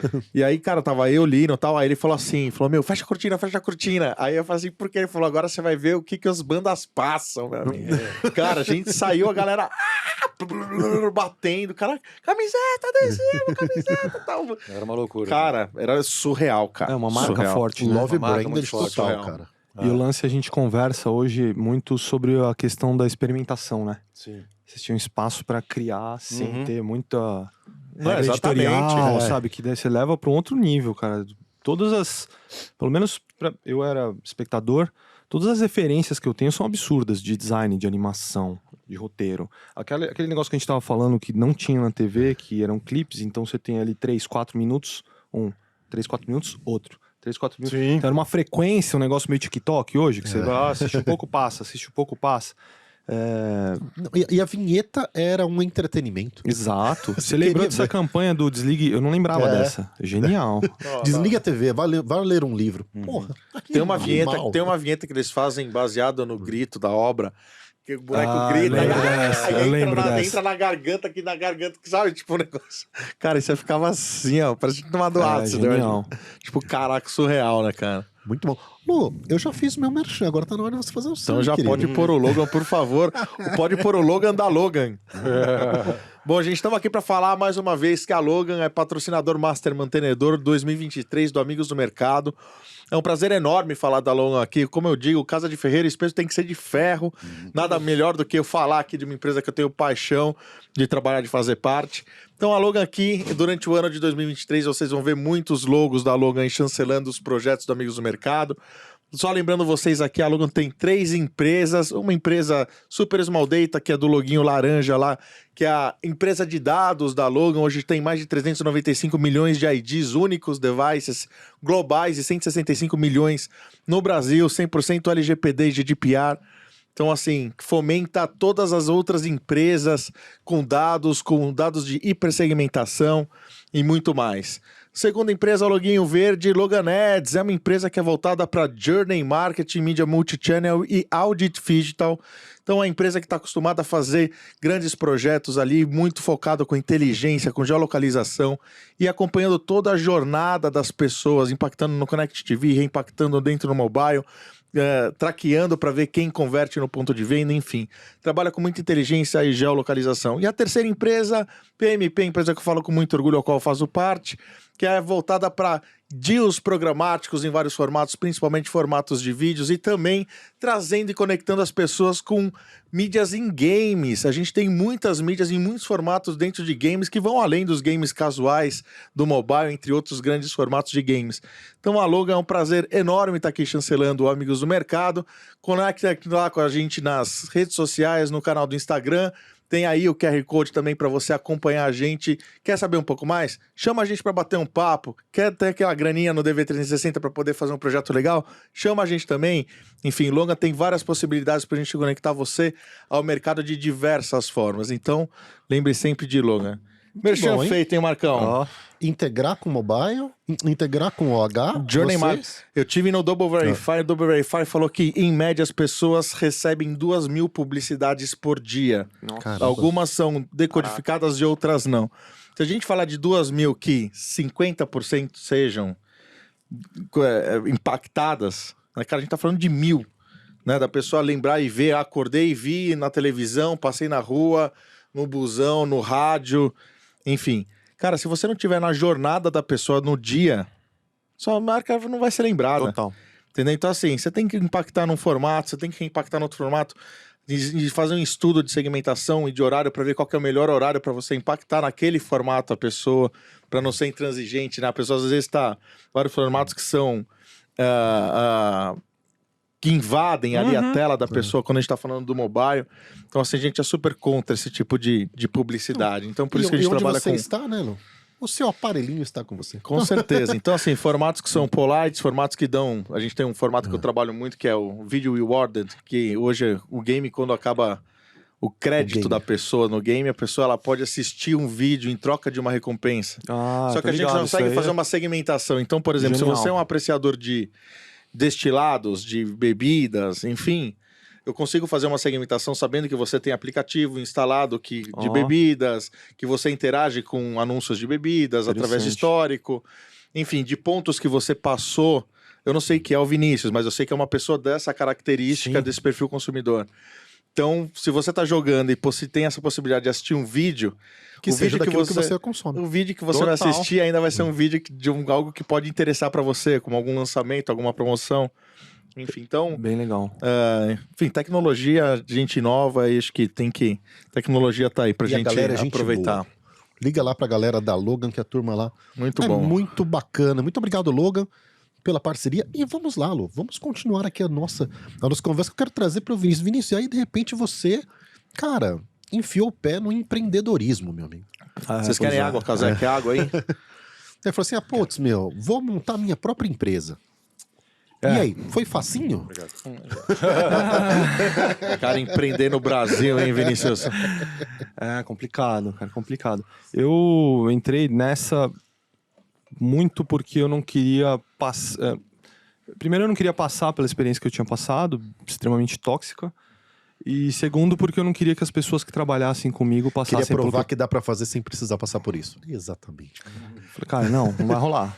Tanto que, trazendo pra hoje, que a gente faz tudo remotamente, depois da pandemia a gente virou 100% remoto, exceto produção, né? Tem que entrar em estúdio e tudo mais. Não temos pretensão de voltar pro escritório. Então você também tem um outro risco da pessoa, se ela não se organizar, às vezes ela tá trabalhando 8h30 da noite em casa. É disciplina. Entendeu? E o que me moveu um pouco para abrir empresa foi isso, cara. Eu não queria passar por algumas situações que eu tinha passado e eu queria fazer um trabalho que eu acreditava. Era isso. Porque também, às vezes, você tá, dependendo enquanto agência, dependendo da cultura da agência, da cultura do cliente, você não tem muito poder de decisão sobre as coisas. Se você tá nesse background que a gente fala, que é o pessoal da operação ali, né? Então, muitas vezes, você tá fazendo um trabalho que você não curte, cara, sabe? Porque tem que fazer. Então, esses foram os drives que me levaram para isso. Eu não imaginava que ia passar tanta dor de cabeça. Mas foi aos poucos, assim, né? Desde que a gente começou, a gente atendia microempresas para fazer identidade visual, site. Então, é um aprendizado absurdo, né? Até a gente chegar onde a gente está hoje, que hoje a gente consegue, digamos assim, selecionar que tipo de projeto que a gente quer se envolver, que tipo de cliente que vale a pena entrar, que tipo de cliente que não vale. E não é nem por uma questão pessoal, é por uma questão pragmática de negócio mesmo. Qual que é o valor que a gente entrega?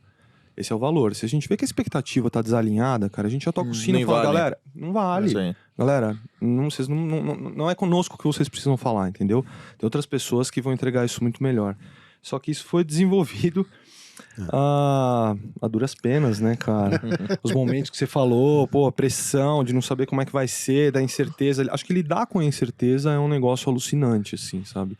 Porque uma coisa é você lidar com, essa semana que vem vai ser insana. Eu tenho 3 gravações, eu tenho X reuniões, eu tenho entrega de reporte pra fazer, enfim. Você tá com muita coisa pra executar. Só que ali, cara, você tá na missão, né?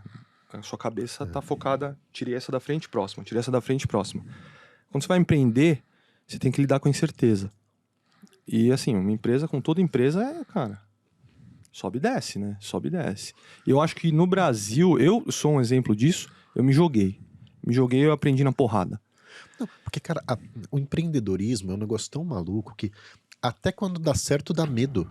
Então. Porque, cara, quando você tá lá, o que você mais quer é que pingue um trabalho enorme pra você fazer. E quando ele chega, também é um puta pepino. Total. Né? Porque ele te demanda uma estrutura, te demanda um recurso pra você colocar o negócio funcionando antes do pagamento do cliente cair, que é desesperador. Desesperador, cara. E N coisas podem acontecer no meio desse processo, sabe? É comum, você tem um cliente que ficou... Hoje a gente tem um tempo médio de vida de cliente de 3 anos, que eu acho fantástico. Excelente. Fantástico. Porque esse negócio de turnover, não só de funcionário, mas também de conta, Sim. é complicado, cara. Porque se você batalha pra fechar, trazer cliente. Se você não consegue manter, você tem um problema aqui em breve, cara. E outra coisa, quanto mais você conhece a cultura do cliente, quanto mais projeto você tá, quanto mais você vive, cara, mais criativo você é pra poder... Sem dúvida, sem dúvida.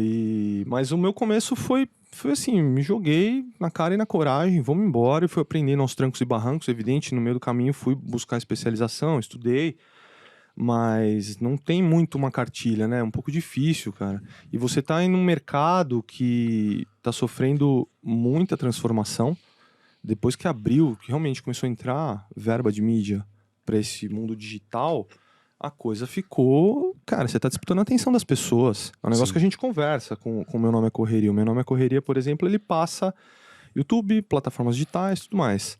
Mas, cara, a gente tá disputando a atenção com um cara que poderia estar assistindo um programa na GNT. Sim. Não, porque, cara, qualidade de imagem é equivalente, qualidade de apresentador e convidados equivalente também. E, cara, eu posso conhecer a história da Mônica Iose através do papo que vocês fizeram, da mesma forma que o Bial fala de conversa com o Bial. Então é isso. E aí você fica... Porque também quando chega a mudança, a galera fala assim, cara, agora mudou tudo, né? Chegou a rede social, mudou. Eu vivi isso muito na pele. Então tinha uma falsa empolgação ali, do tipo, agora a coisa vai mudar, as pessoas vão se organizar. E você passa esse pico. Tem um... Não vou me lembrar o nome, tem no Gartner, tem um estudo da curva de lançamento de tecnologias. Quando você lança a tecnologia, aí você tem um pico de euforia. A tendência é o negócio mergulhar lá para baixo. A hora que chegar lá embaixo, Aí depois estabilizar. A hora que começar a estabilizar e voltar a subir, aí você vai ver o que de fato é aquela... Aconteceu com o aplicativo lá, o de som, de voz, que todo mundo... Como é que chama? Clubhouse. O Clubhouse. É Clubhouse. Será que é um exemplo maior do que o metaverso? Sim. O Facebook enfiou bilhões de dólares. E aí os caras anunciaram agora que pararam. Vamos deixar Os caras mudaram a marca. Então, assim, eu sempre tenho muito cuidado com essas coisas, porque pro nosso lado, a gente tá criando conteúdo, resolvendo problema de comunicação de clientes, é muito atrativo você oferecer uma tecnologia nova para um cliente, falar, olha só aqui, cara, isso aqui é um hype, isso daí vai dar notícia, vai dar pauta e tal, mas sem ter muita certeza. E eu vejo isso acontecendo nesse momento com inteligência artificial, por exemplo, sabe? Sim. A galera tá numa... Cara, a gente precisa criar coisa, a gente precisa produzir, o que eu acho fantástico. A gente lá tem um pace um pouquinho... mais conservador. Não sei se é conservador, mas assim, a gente faz os testes internamente, mas a gente não joga na rua se a gente não tem uma mais barato aprender com o erro do outro. Não, é o que o Francesco fala. Cara, o Francesco fala. Não, cara. Total. Deixa o mercado desenvolver. Vamos ficar sempre atento, né? Mas o Francesco fala, você aperfeiçoar cara, é melhor do que você criar. Cara, não perca tempo, mas também não tenha pressa. É isso. Perfeito, cara. É isso. E porque pela velocidade que você tem a resposta hoje, isso de fato mudou completamente, né? Antes de você fazer um anúncio pra rodar na MTV, até chegar deu uma bola fora lá, anunciei no programa, pegou mal. Quanto tempo demorou pra eu entender que pegou mal? Agora é na hora. Agora é na hora. Então o jogo muda, né? E assim... O que eu falo para as pessoas, tem pessoas que, amigos, conversam comigo, falam, cara, tô pensando em começar um negócio. E você vê que a pessoa ela tem um perfil que ela precisa ter a segurança ali, né? Sim. Olha, cara, vai com tudo, mas saiba que a sensação de insegurança é constante. E eu acho que essa é uma das maiores pressões. Eu fico pior quando eu tô lidando com essa incerteza, com essa insegurança, do que quando eu tô lidando com excesso de coisas. Quando eu tô lidando com excesso de coisas, cara, o negócio vai. Agora a insegurança trava de um jeito que você fala, cara, e aí? E você não pode tomar um passo premeditado, movido por essa emoção que vem, né? Então, eu gosto, cara, mas é uma adrenalina. Vocês sabem, né? Boa. Quanto tempo você já tá na Content? Quanto tempo tem de empresa? A Content, a gente lançou a marca pro mercado na virada de 2017 para 2018. A gente tinha montado, na época, eu dei aula não sei se já ouviram falar na Com School. Sim. Escola de e-commerce aqui na Avenida Paulista. Eu comecei a dar aula lá em 2015, fui até foram 5 anos e meio, até 2020. Então eu estava muito ligado com o varejo eletrônico ali, né? E aí a gente montou um estúdio para foto, para produção de conteúdo, justamente para esse nicho de mercado. Mas a coisa começou a andar para um outro caminho, a gente começou a entender um pouco essa oportunidade do entretenimento na rede. E aí eu decidi parar de dar aula lá na ComSchool em 2020.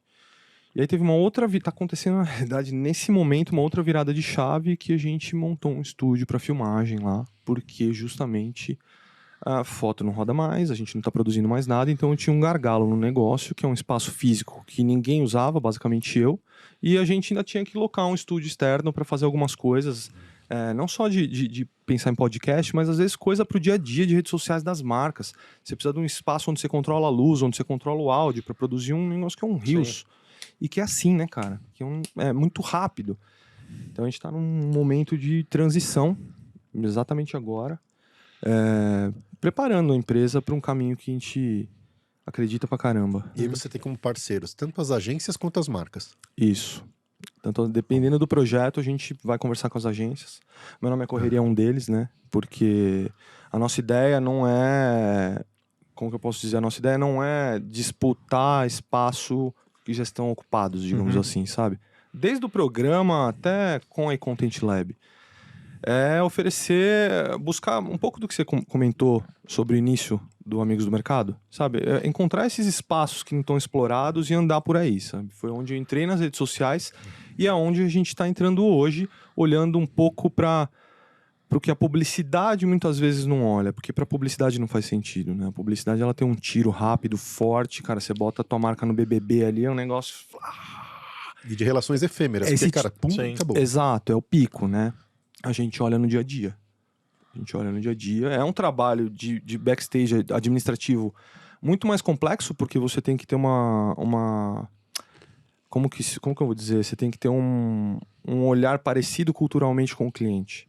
Se o cliente tem uma cultura muito diferente desse dia a dia de conteúdo, Tem é um que ter muito casamento fit que não... com o cara. É um casamento que não rola, sabe? Porque é desgastante. É dia a dia, é um trabalho de dia a dia. É diferente de uma campanha, que eu trabalho ali 6 meses Rodou, planejando, já 3 era. meses produzindo, rodou, pau, reporta aqui, ó, tá o resultado, etc e tal. Não, o conteúdo você continua lá. No dia seguinte você tá com o cliente. Se a campanha for ruim, você tá com o cliente. Sim. Você tá ali no dia a dia sofrendo as dores do cara. Então é um casamento mais próximo mesmo, né? Caramba. E você quando entra num projeto como esse, né, você tem lá o seu movimento de MTV, depois vem Globo, tal, depois vem Band, e aí a gente chega num momento onde produzir conteúdo também é empreender, né? Você passa a fazer parte não simplesmente de contratos, onde você é contratado para produzir um conteúdo, de toda a monetização dele é feita por um fator externo, você está ali só para produzir o show, vamos dizer assim. Aí a gente vive no momento de hoje onde você entra como sócio de algumas empreitadas suas. Em que momento isso acontece na sua vida? Pode repetir. Não sei se eu A entendi. pergunta foi muito bem. longa, né, cara? Não. Mas eu acho que eu tava falando, porque na verdade, assim, acho que a pergunta vem também, primeiro pra gente trazendo por ordem cronológica. E aqui, antes de começar, rolou o papo do quadrinho, tal, que você é de animação, Empresa de desenhos animados. desenhos animados. Sim. Então, acho que quando que você começa a empreender Entendi, e já... entendi. Bom, 2007, mais ou menos. Eu já tinha passado pela TV Globo, já tinha voltado para a MTV. Tava lá, tava bem organizado as coisas e tudo. Tinha recebido um convite do pessoal do CQC, que o Quatro Cabeças estava chegando no Brasil, queria fazer esse programa. Eu já conhecia o programa, gostava muito, tinha muito a ver com as coisas que eu fazia no Fantástico, lá no Homem Megafone, que era uma inspiração do TV Nation, do Michael Moore e tal. E aí, eu, falei, não vou sair de novo da MTV, tô bem aqui. Então, Já falei, fiz não, isso. muito obrigado, já fiz isso outra caiu essa vez. pegadinha. Deixa eu ficar por aqui, que as coisas estão funcionando bem. Mas eu tinha desejo de fazer outras coisas mesmo, né? De montar possíveis, enfim, a cabeça fervilhando o tempo inteiro, então... E aí, bom, eu fundei 2 negócios diferentes. Um deles é o Gengibre, que é uma espécie de portal de voz, de um Twitter de voz, que começou, enfim, foi em 2007. Nessa época eu tinha entrevistado o Rodolfo Sicora, que é um programador, ele tinha estourado com o iDig, que era uma espécie de YouTube de música, e aí ele tinha um sócio indiano e 2 sócios nos Estados Unidos, aí a Y Combinator, que é uma aceleradora, tinha procurado os caras, ia acelerar eles e tal, e a gente entrevistou ele, acho que no Buzina, e aí eu chamei ele de canto, falei, brother, tô com uma ideia aqui, vamos conversar e tal, não sei o que, e a gente montou esse Gengibre, que é isso, tinha uma timeline direitinho, só que você não escrevia nada, você ligava para um número e deixava um recado de até tantos segundos e tal, não sei o que.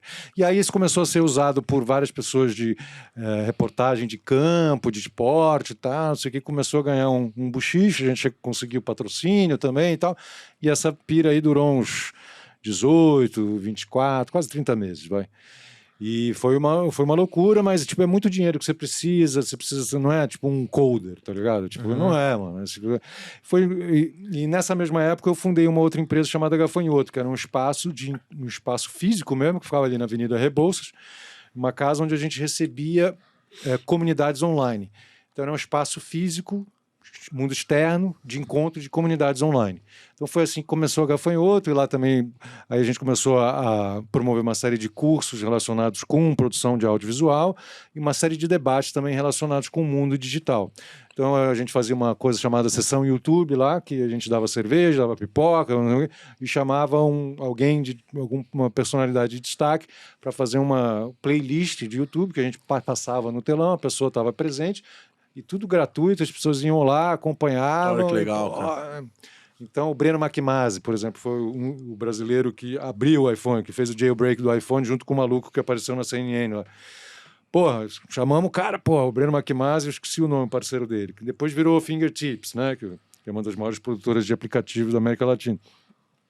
Então a gente chamava essas pessoas, então começou a fazer essas coisas lá.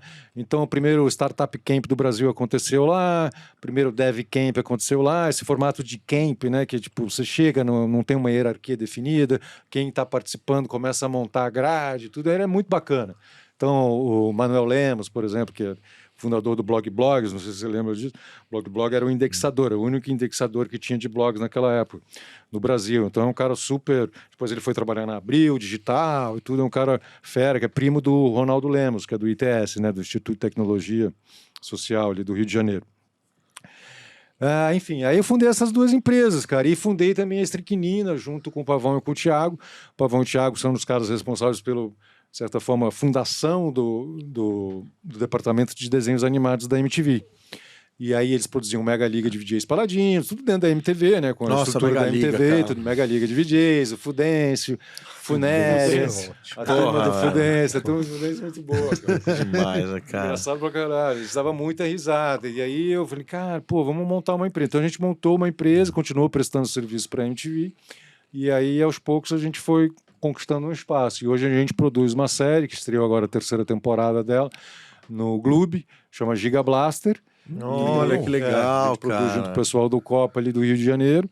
E sou produtor executivo, cuido das articulações, de atendimento e tal, desenvolvimento de projeto, né? Fizemos também o especial de Natal do Porta dos Fundos, de 2021, que foi em animação, que foi para Paramount, né? Foi muito bacana também, foi uma experiência muito legal. O Fábio Porchat, roteirista e diretor-geral, junto com o Pavão e o Thiago fazendo a direção de animação, de storyboard e tudo, né?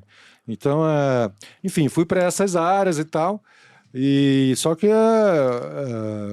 comecei a sentir falta também de estar no microfone, vamos dizer assim, né? De falar, de participar e tal. Eu não sou muito afeito de redes sociais, então é uma coisa que eu não curto muito produzir especificamente para as redes sociais. E aí, assim, eu tinha feito um projeto grande assim, para o Bradesco, né, para o InovaBra, então a gente produziu uma série de conteúdos assim, com as empresas, com as startups que ficam sediadas no prédio do InovaBra, ali na Consolação. E esse foi um conteúdo que a gente produzia junto com o pessoal da Tomada para redes sociais, e aí surgiu o convite, o Vini me procurou para apresentar a 2ª temporada do Meu Nome é Correria. A primeira tinha sido apresentada pelo Taíde, que é meu brother, né? Então a gente já se conhecia já da MTV. E aí, quando ele me falou o que era, enfim, qual era o recorte, tudo, eu achei muito bacana. A primeira temporada foi mais focada em musical mesmo, e aos poucos a gente foi levando as coisas para outros tipos de personalidades com impacto social positivo, vamos dizer assim, né? Então, Padre Júlio Lancelotti, a Mônica Iose, o pessoal do SP Invisível, o artista mundano do Pimp Maica Ross. Então, a gente começou a trazer o Augusto Arruda Botelho, advogado. Então, a gente começou a trazer essas pessoas para deschavar um pouco como é que era o corre delas, né? Como é que elas se organizavam para conseguir produzir e entregar as coisas que elas faziam. O Thiago Vinícius, da agência Solano Trindade. Então a gente começou a ter essa visão, né? E foi muito bom para mim, assim. Eu fazia tempo que eu não... Fazia um certo tempo, também não era tanto tempo assim, porque eu fiz o show do MEI também na Band, acho que foi até 2015. Acho que até 2015 acho que foi a Liga, foi a Liga dos Presídios e tal. Depois, 16, 17, 18, que eu fiz show do MEI, que era pro Sebrae. Então, entrevistando empreendedores na Bandeirantes, né? Que era um projeto muito bacana também. Então, eu entrevistava todo mundo, desde Luísa Trajano, Caíto Maia, Chili Beans, o fundador da Externa Café, enfim, o Shiba, todo um monte de gente. Então, e é gostoso, né? Eu gosto realmente de conversar, uma das coisas mais... com microfone, sobretudo. E outra, saber de história, conversar sobre história, carreira. E de um jeito muito versátil, muito que legal. vai da música do público jovem até o público de startup, até o público empresarial. Casar é comunicador, cara. Você pode colocar o que for e... É muito legal. Sabe que o InovaBrá tem muito a ver com o desenvolvimento do Amigos do Mercado também. Também, Né? Um que dos legal. maiores, o primeiro grande evento que a gente fez foi no InovaBrá. Ó, que legal. Né? É um evento de dados, né, que a gente fez lá, né, e também teve a premiação do Amigos do Mercado na segunda rooftop lá edição. do... No rooftop, que é incrível, né? Com o Júnior Tonon. que O você Júnior contou. Tonon, um grande amigo nosso, cara. Figura incrível, cara. Sim, não, e tem um ecossistema ali incrível, assim, muita coisa bacana acontecendo ali, impressionante. E a gente aproveitava isso para jogar luz e isso rodava nas redes sociais do Bradesco, assim. Então foi, e isso eu fiz junto com a Monique Evely, que é incrível também, super empreendedora, a menina está crescendo cada vez mais, top voice do LinkedIn ali, tá. Agora ela está no Shark Tank, inclusive. Ela realmente é uma menina, puta, brilhante, jovem, de Salvador, né? Veio para São Paulo, acho que ela está voltando para Salvador agora, muito foda, assim. Então tem muita gente bacana, então conhecer essas pessoas. Então, de uma forma ou de outra, o que eu percebo, assim, de algum tipo de link é justamente achar essas pessoas e os pontos de transformação da vida delas, seja profissional, seja pessoal e tal, e tentar levar isso para o grande público, né?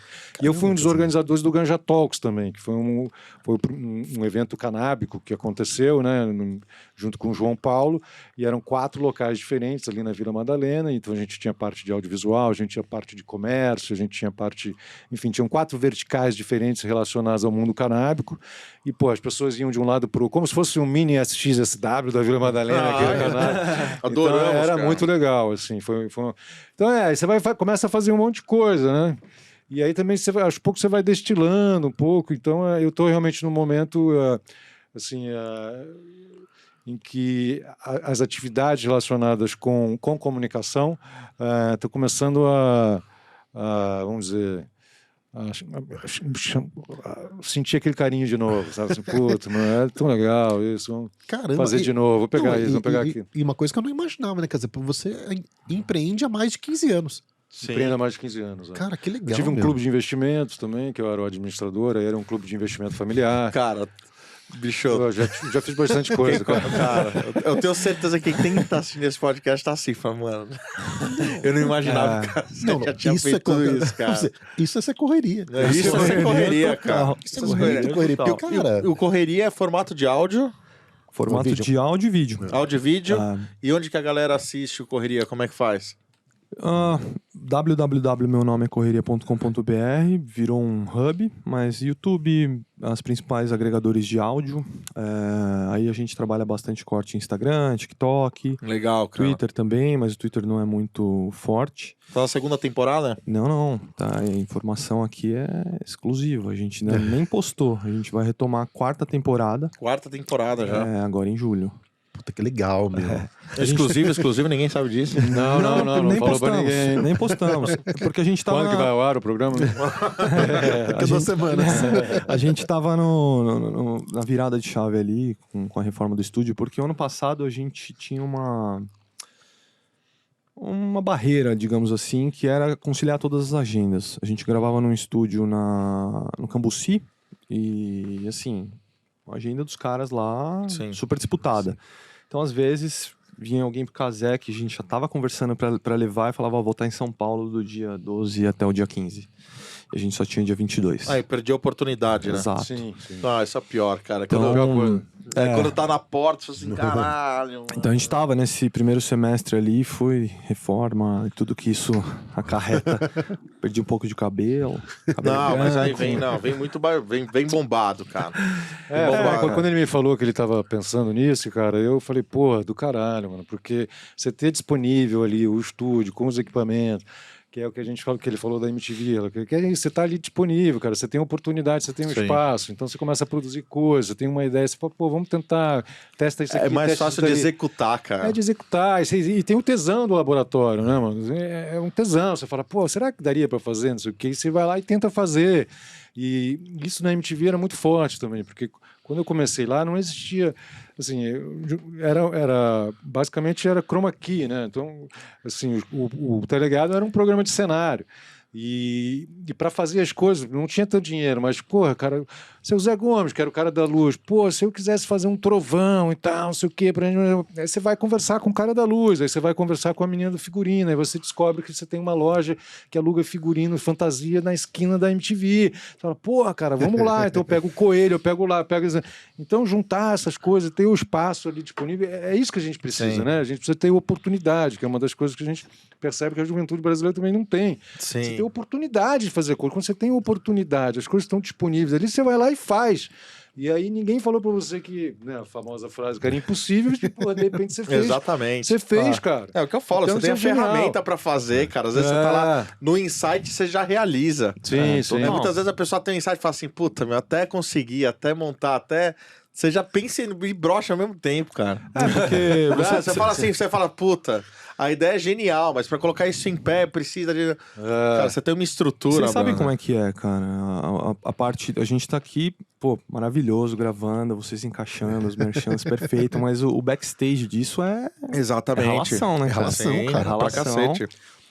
Suor. É muito suor, cara. E aquilo também não pode ficar dando muito ouvidos, né? Porque, cara, tudo que foi construído já foi dito como impossível antes de alguém ir lá e fazer. Então, cara, pô, tem aqui um grupo. Será que um grupo de WhatsApp consegue virar uma companhia, ficar em pé, né, com estrutura, Não, com agenda? quantas pessoas Tem. falaram do Amigos do Mercado quando começou no grupo de WhatsApp? Pois é. Não, grupo de Tamo aí. WhatsApp, cara. Tipo, Exato. Tamo Exato. aí. Aquela Sabe? coisa de se ouvir. É importante você Não. abrir pra ouvir feedback, etc. Mas Sim, quando sim. você abre muito, cara, você tem que estar Não. preparado pra filtrar. Sim, Esse é o lógico. ponto. Sim. Ó, esse aqui não agregou. Ó, esse aqui faz sentido, porque tem esse não agregou. Mas quando a pessoa não tá preparada, não tá com um desenho bem sólido, é meio arriscado. Meio arriscado. Não, e principalmente, cara, é muito arriscado você ouvir críticas construtivas de quem nunca construiu nada. Exatamente. Pô, Exatamente. cara, Total. Isso é o que Cara, mais tem, né, cara? Não, pô, pensa bem, né? Quem tá te falando, e cara, faz o seu filtro aí, porque senão, cara, imagina se o McDonald's faz uma pesquisa pra ver o que queria vender aqui no Brasil, ia ser a maior rede de fast food de arroz e feijão.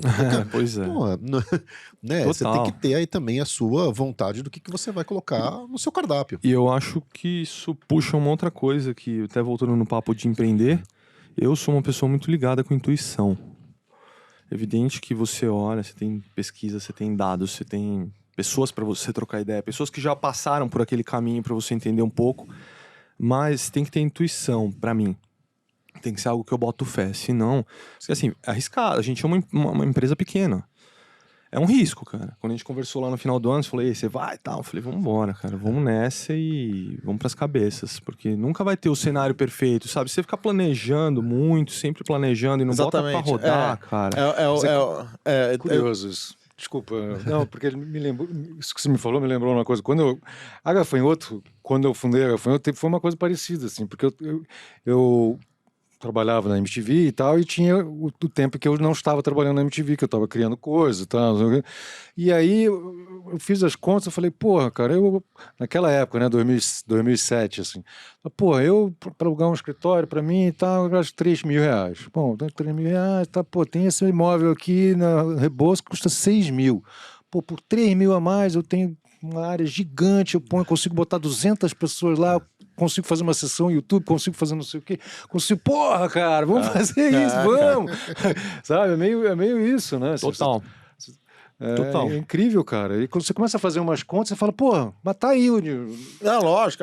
Cara, quando você planeja um negócio, você tem um sonho, você tem um tesão de realizar, vai, cara. Vai, porque se você tá com tesão de fazer aquilo ali, vai dar... E Cara, funciona durante um tempo. também- O H-Foto exatamente. funcionou 4 anos, 5 anos. Mas Exatamente. foi isso, cara. Cara, Dá pra fazer, pô. Ó, já ajudou gente pra cacete, foi uma puta aprendizado pra você. Porra, Você mole, aprendeu, você mano. cresceu, fez parte da tua história. E eu acho E é assim, tem cara. um- Tudo é um ciclo. E tem um outro lance que eu vejo muito da cultura no Brasil. A gente não prepara as pessoas pra perder. Não, Sim, exatamente. É isso que eu ia falar. Isso é cultural.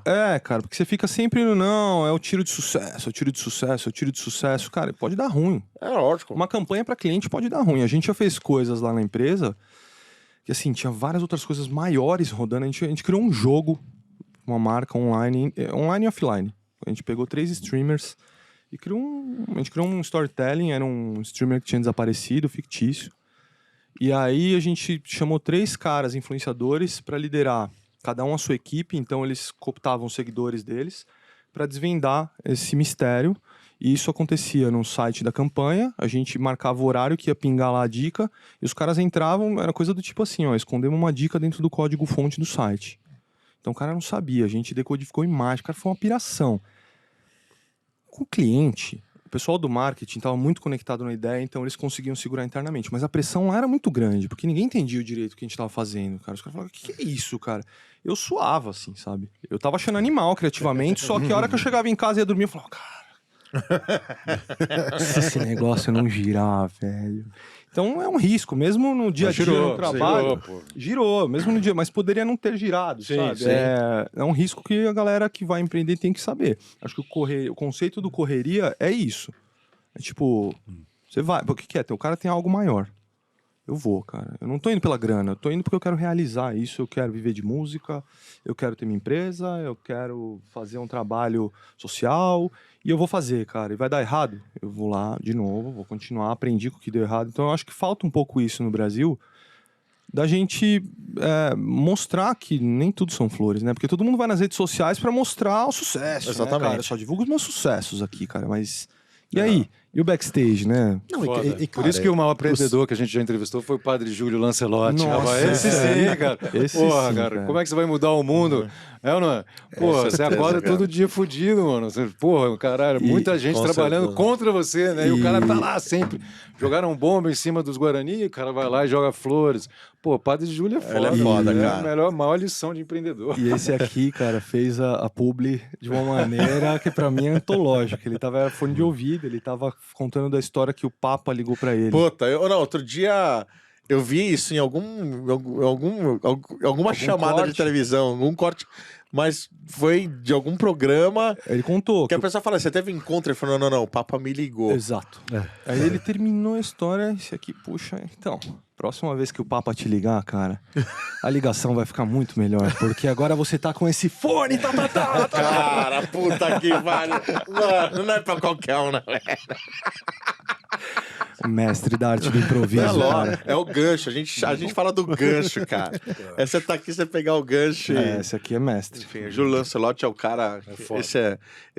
Meu, é o anjo na terra, velho. Ele é surreal, né? Surreal. Se fosse esperar sucesso, né, mano? Porra. O cara, pô, Pois é, não, e porque outra é coisa. foda, as pessoas recebe sofrendo, pedrada. só pedrada o tempo inteiro. Não, e a nossa trajetória nos trouxe até aqui. Sim. Ponto. Exatamente. Né? Cara, se tudo desse certo, o Cazé tava até hoje vendendo lá o produto. Eu achei que você ia falar, eu achei que você ia falar da MTV, ele já foi lá. O Casé ia ter uma rede de vendedores De camelô. e cameló. Ia ser o camelô mais bem sucedido do Oriente. Perfeito, cara. Cara, Hoje a gente teve uma palestra na época da Infoglobo que a pessoa começou a comer engraxate. Eu vou lembrar quem que é. E aí começou com engraxate, aí depois fala assim. Aí quando tudo começou a dar certo, eu comecei a contratar pessoas. Aí eu comprei 3 caixas e eu ficava com uma e as outras pessoas tal. E eu tinha um percentual. Foi o cara, tipo, o engraxate empreendedor, velho. Não, Louco, E assim vai, cara. E é louco, porque você masteriza uma determinada atividade e aí você é cuspido dela, né? Porque tipo, você vira um super engraxate. Sim, Aí você fala, pô, aí você deixa de ser engraxate e passa a administrar Ser pessoas gestor. que vão ser engraxate muito pior que você. Exatamente. Aí a você qualidade fala, não é a mesma. Não é, cara. Tipo, você fala, porra. Mano. Exatamente. Muito bom. Marquinhos. Papo. E aí? É uma aula, né, cara? Uma aula. Escuta, quem quiser patrocinar o projeto e tal, depois deixa o contato aí. Vamos colocar o contato na tela aí pra galera procurar aí, porque vale muito. A gente tá num momento bom pra isso, inclusive. Boa. Aqui, já vamos falar. Você é anunciante, quer incentivar um projeto muito bacana aí. A gente manteve a terceira temporada 100% independente, porque pela história da construção do programa a gente quis distanciar da primeira temporada, né? Quis dar uma desvinculada. E agora a gente tá abrindo para marcas que conversam com a gente conversa com o público empreendedor, desde o cara que... Esse exemplo que você deu, do cara que tá fazendo engraxate e começa a crescer, ver a coisa acontecendo, até a pessoa que... Até o Padre Júlio, por exemplo. Ou a gente conversou com Sara... Cara, foi bastante Sara, gente aí, Monique né, Oz, cara? Casa Grande. Muita Casa gente. Grande viu um trecho do casão também.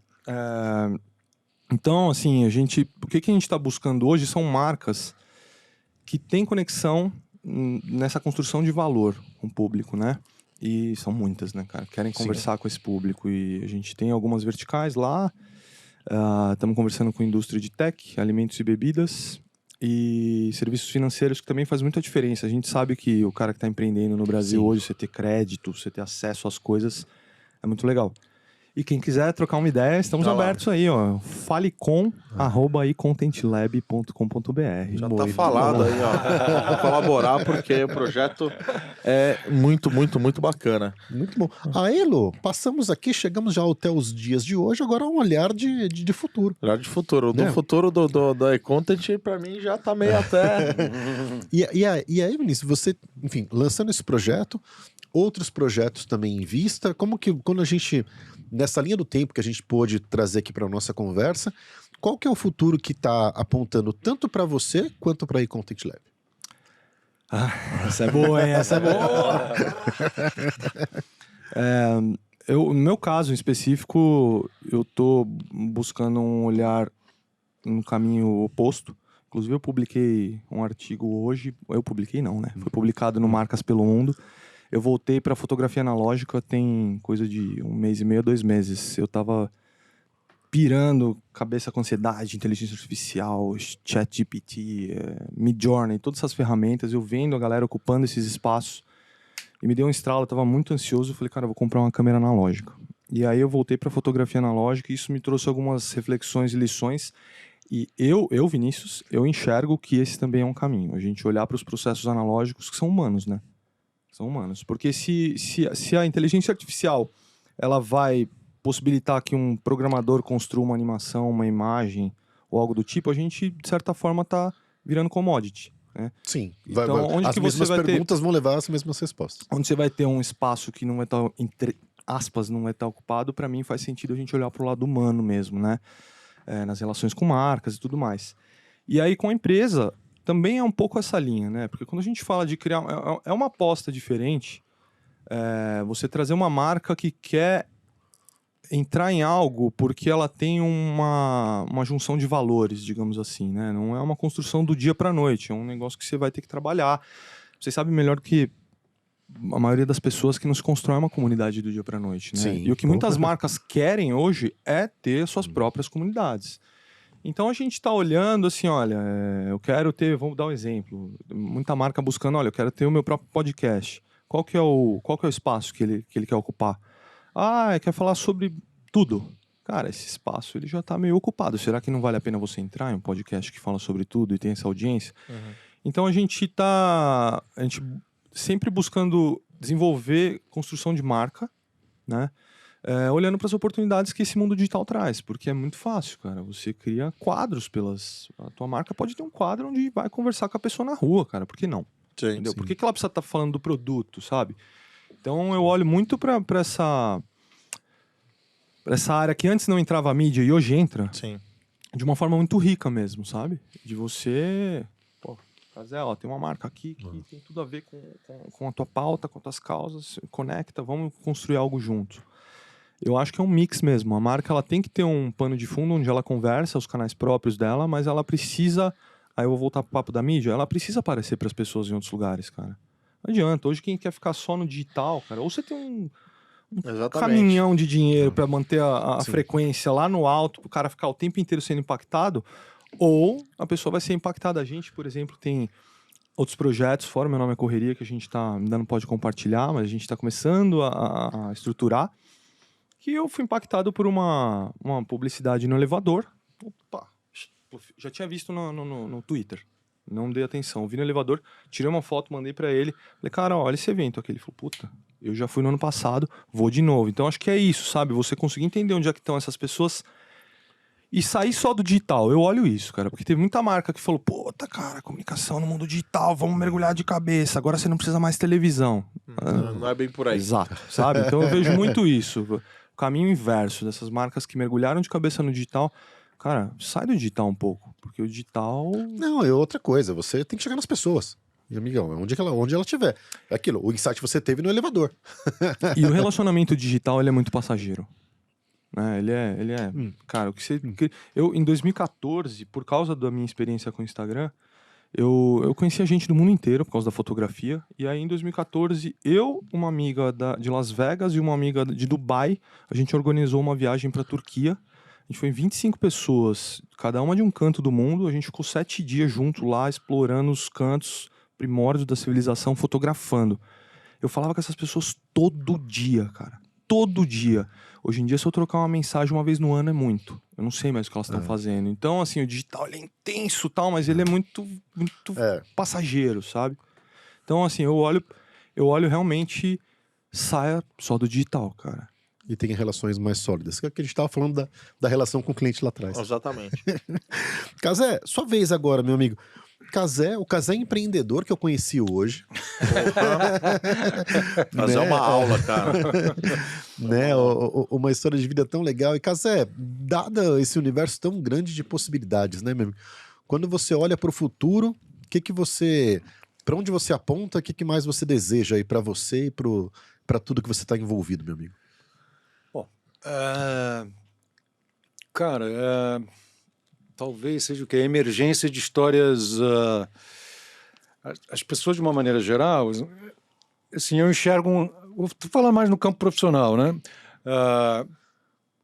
A comunicação corporativa, né? Comunicação interna corporativa, né? Então, hoje em dia, que é basicamente, não é basicamente, mas que tem a ver com o princípio que vocês estão falando aqui, que é justamente buscar quais são as histórias inspiradoras que já existem dentro das comunidades das quais você faz parte. E aí, por exemplo, numa empresa, como é que a gente pode ajudar essa empresa a comunicar aquela história de superação incrível que aquele funcionário viveu, que eventualmente não está necessariamente ligada com a execução profissional, mas que pode inspirar todas as outras metas que a empresa tem para o ano seguinte, por exemplo. Então, é ajudar as empresas a garimpar essas histórias e a construir suas próprias comunicações a partir dos exemplos que eles têm dentro de casa, né? A prata da casa. Isso eu acho que é um caminho bem interessante, assim, ao invés de você ficar buscando fora, você entender que dentro da sua comunidade já tem muita gente incrível fazendo coisas que merecem o destaque, porque talvez a ligação dessas pessoas com o público que você quer impactar seja mais forte, seja mais orgânica, né? Muito bom. E aí, Lê? Sensacional, O que você cara. achou dessa Sensacional, história, não. meu Pra mim, amigo? eu falo assim: a resenha que rola aqui, de conhecer a história, sempre é fascinante. Sempre. Ou por motivo de engraçado de falar, o pessoal fala, porque eu tirava racha de mobilete. E, enfim, a gente teve gente aqui que quebrou o braço 7 vezes, não saiu do hospital veterinário. E conta histórias engraçadas, enfim, tal. E, cara, e história, quando a gente acaba, fala, pô, tua carreira, você é um cara humano pra cacete, pensando no inverso do que todo mundo pensa, né? Todo mundo fala, não, eu vou acelerar no digital, tá? De repente você fala, cara, vamos voltar a fotografia analógica. Você entendeu? Então, pô, a tua história, cara, nunca na minha vida eu ia imaginar que você já tivesse passado nessa lição de vida, porque, pô, saiu daqui, empreendeu, tal, deu as caras, tal, se ferrou, ressurgiu de uma maneira, querendo um trampo, porra, virou uma personalidade, sabe? Isso é mágico, cara. Pra gente que tá aqui, isso é mágico, não tem... E é o produto do Amigos do Mercado que eu mais gosto de fazer, porque além da gente conhecer gente, Pô, isso nada melhor do que você conhecer a história das pessoas, né, cara? Sem dúvida. Porque quem assiste a gente também, tem muito estudante que assiste a gente também, fala, porra, né, olha só. Isso é bem legal, Eu cara. falo assim, que o Cazé é o terror dos coach, né? Porque o cara que é coach e ouvir a história do Cazé, fala, não preciso de nada, mano. Não. Eu sou rico, cara. Não, Tipo e aí, em algum momento, o Luciano falou assim: tal, que aquilo te afasta da sua zona de conforto. Que zona de conforto, querido? Já ouviu falar na zona de Não, não conforto? existe, né? Não existe. Marcão, Não, mais um. É isso, ó, a pipoca tava boa, comi a pipoca Tava inteira. maravilhoso, Né? pô, Muito bom, muito aliás, bom. ó, galera Grande da Flix, abraço da incrível, Flix. cara. muito obrigado, hein? Ó, a Flix vai mandar ingressos de cinema pra gente. Vou Opa, mandar show de bola. Opa! ingressos lá tô querendo. pro nosso pro cinema premium lá do Shopping JK, muito Que bacana. incrível, vamos ver Vamos Aranha Verso mandar aí lá, por então. e-mail. Muito bom. Muito obrigado, galera da Flix. Obrigado a todos que nos assistiram. Brindezinho, brindezinho. Você Valeu, falou- gente. Um Muito brindezinho obrigado, aí. Sensacional. obrigado pelo convite, obrigado pela Valeu demais, recepção. prazer enorme. Ó, Muito bom, cara. Sucesso nos próximos projetos aí, nas próximas temporadas. Marcão, Pra todos nós, cara. Mais uma pra vez. todos nós, parabéns também Parabéns, pelo projeto cara, de parabéns. vocês. cara, casa tá Sensacional. aberta. Casa tá aberta, tem vários projetos do Amigos do Mercado. Vocês estão sempre no topo da lista agora. Vambora. Vamos convidar, participa, porque assim, dá pra fazer muito network, conhecer muita gente bacana do mercado. O mercado tem muita personalidade rica em história, cara. Então, assim, e a galera gosta de contar, gosta da resenha, gosta de conversar, enfim. Você assistiu esse episódio? Foi top, não foi? Tem mais outros episódios aqui. Esse é o terceiro da nova temporada. Tem 26 episódios da temporada passada. Passou muita gente bacana por aqui. Hoje, vocês viram que o nível foi top. Uma história bacana. Marcão, entregue. show de bola. Então tamo junto, Não gente. tem mais o que falar. Valeu demais. Sucesso, Obrigado, galera. Cazé. Obrigado mais uma vez. Valeu Mais uma vez, brigadão. Vini. Obrigado pelo convite, Vini. Tamo junto. Até semana que vem, meus amigos. Valeu, pessoal. Até mais. valeu. Valeu. Tchau, tchau.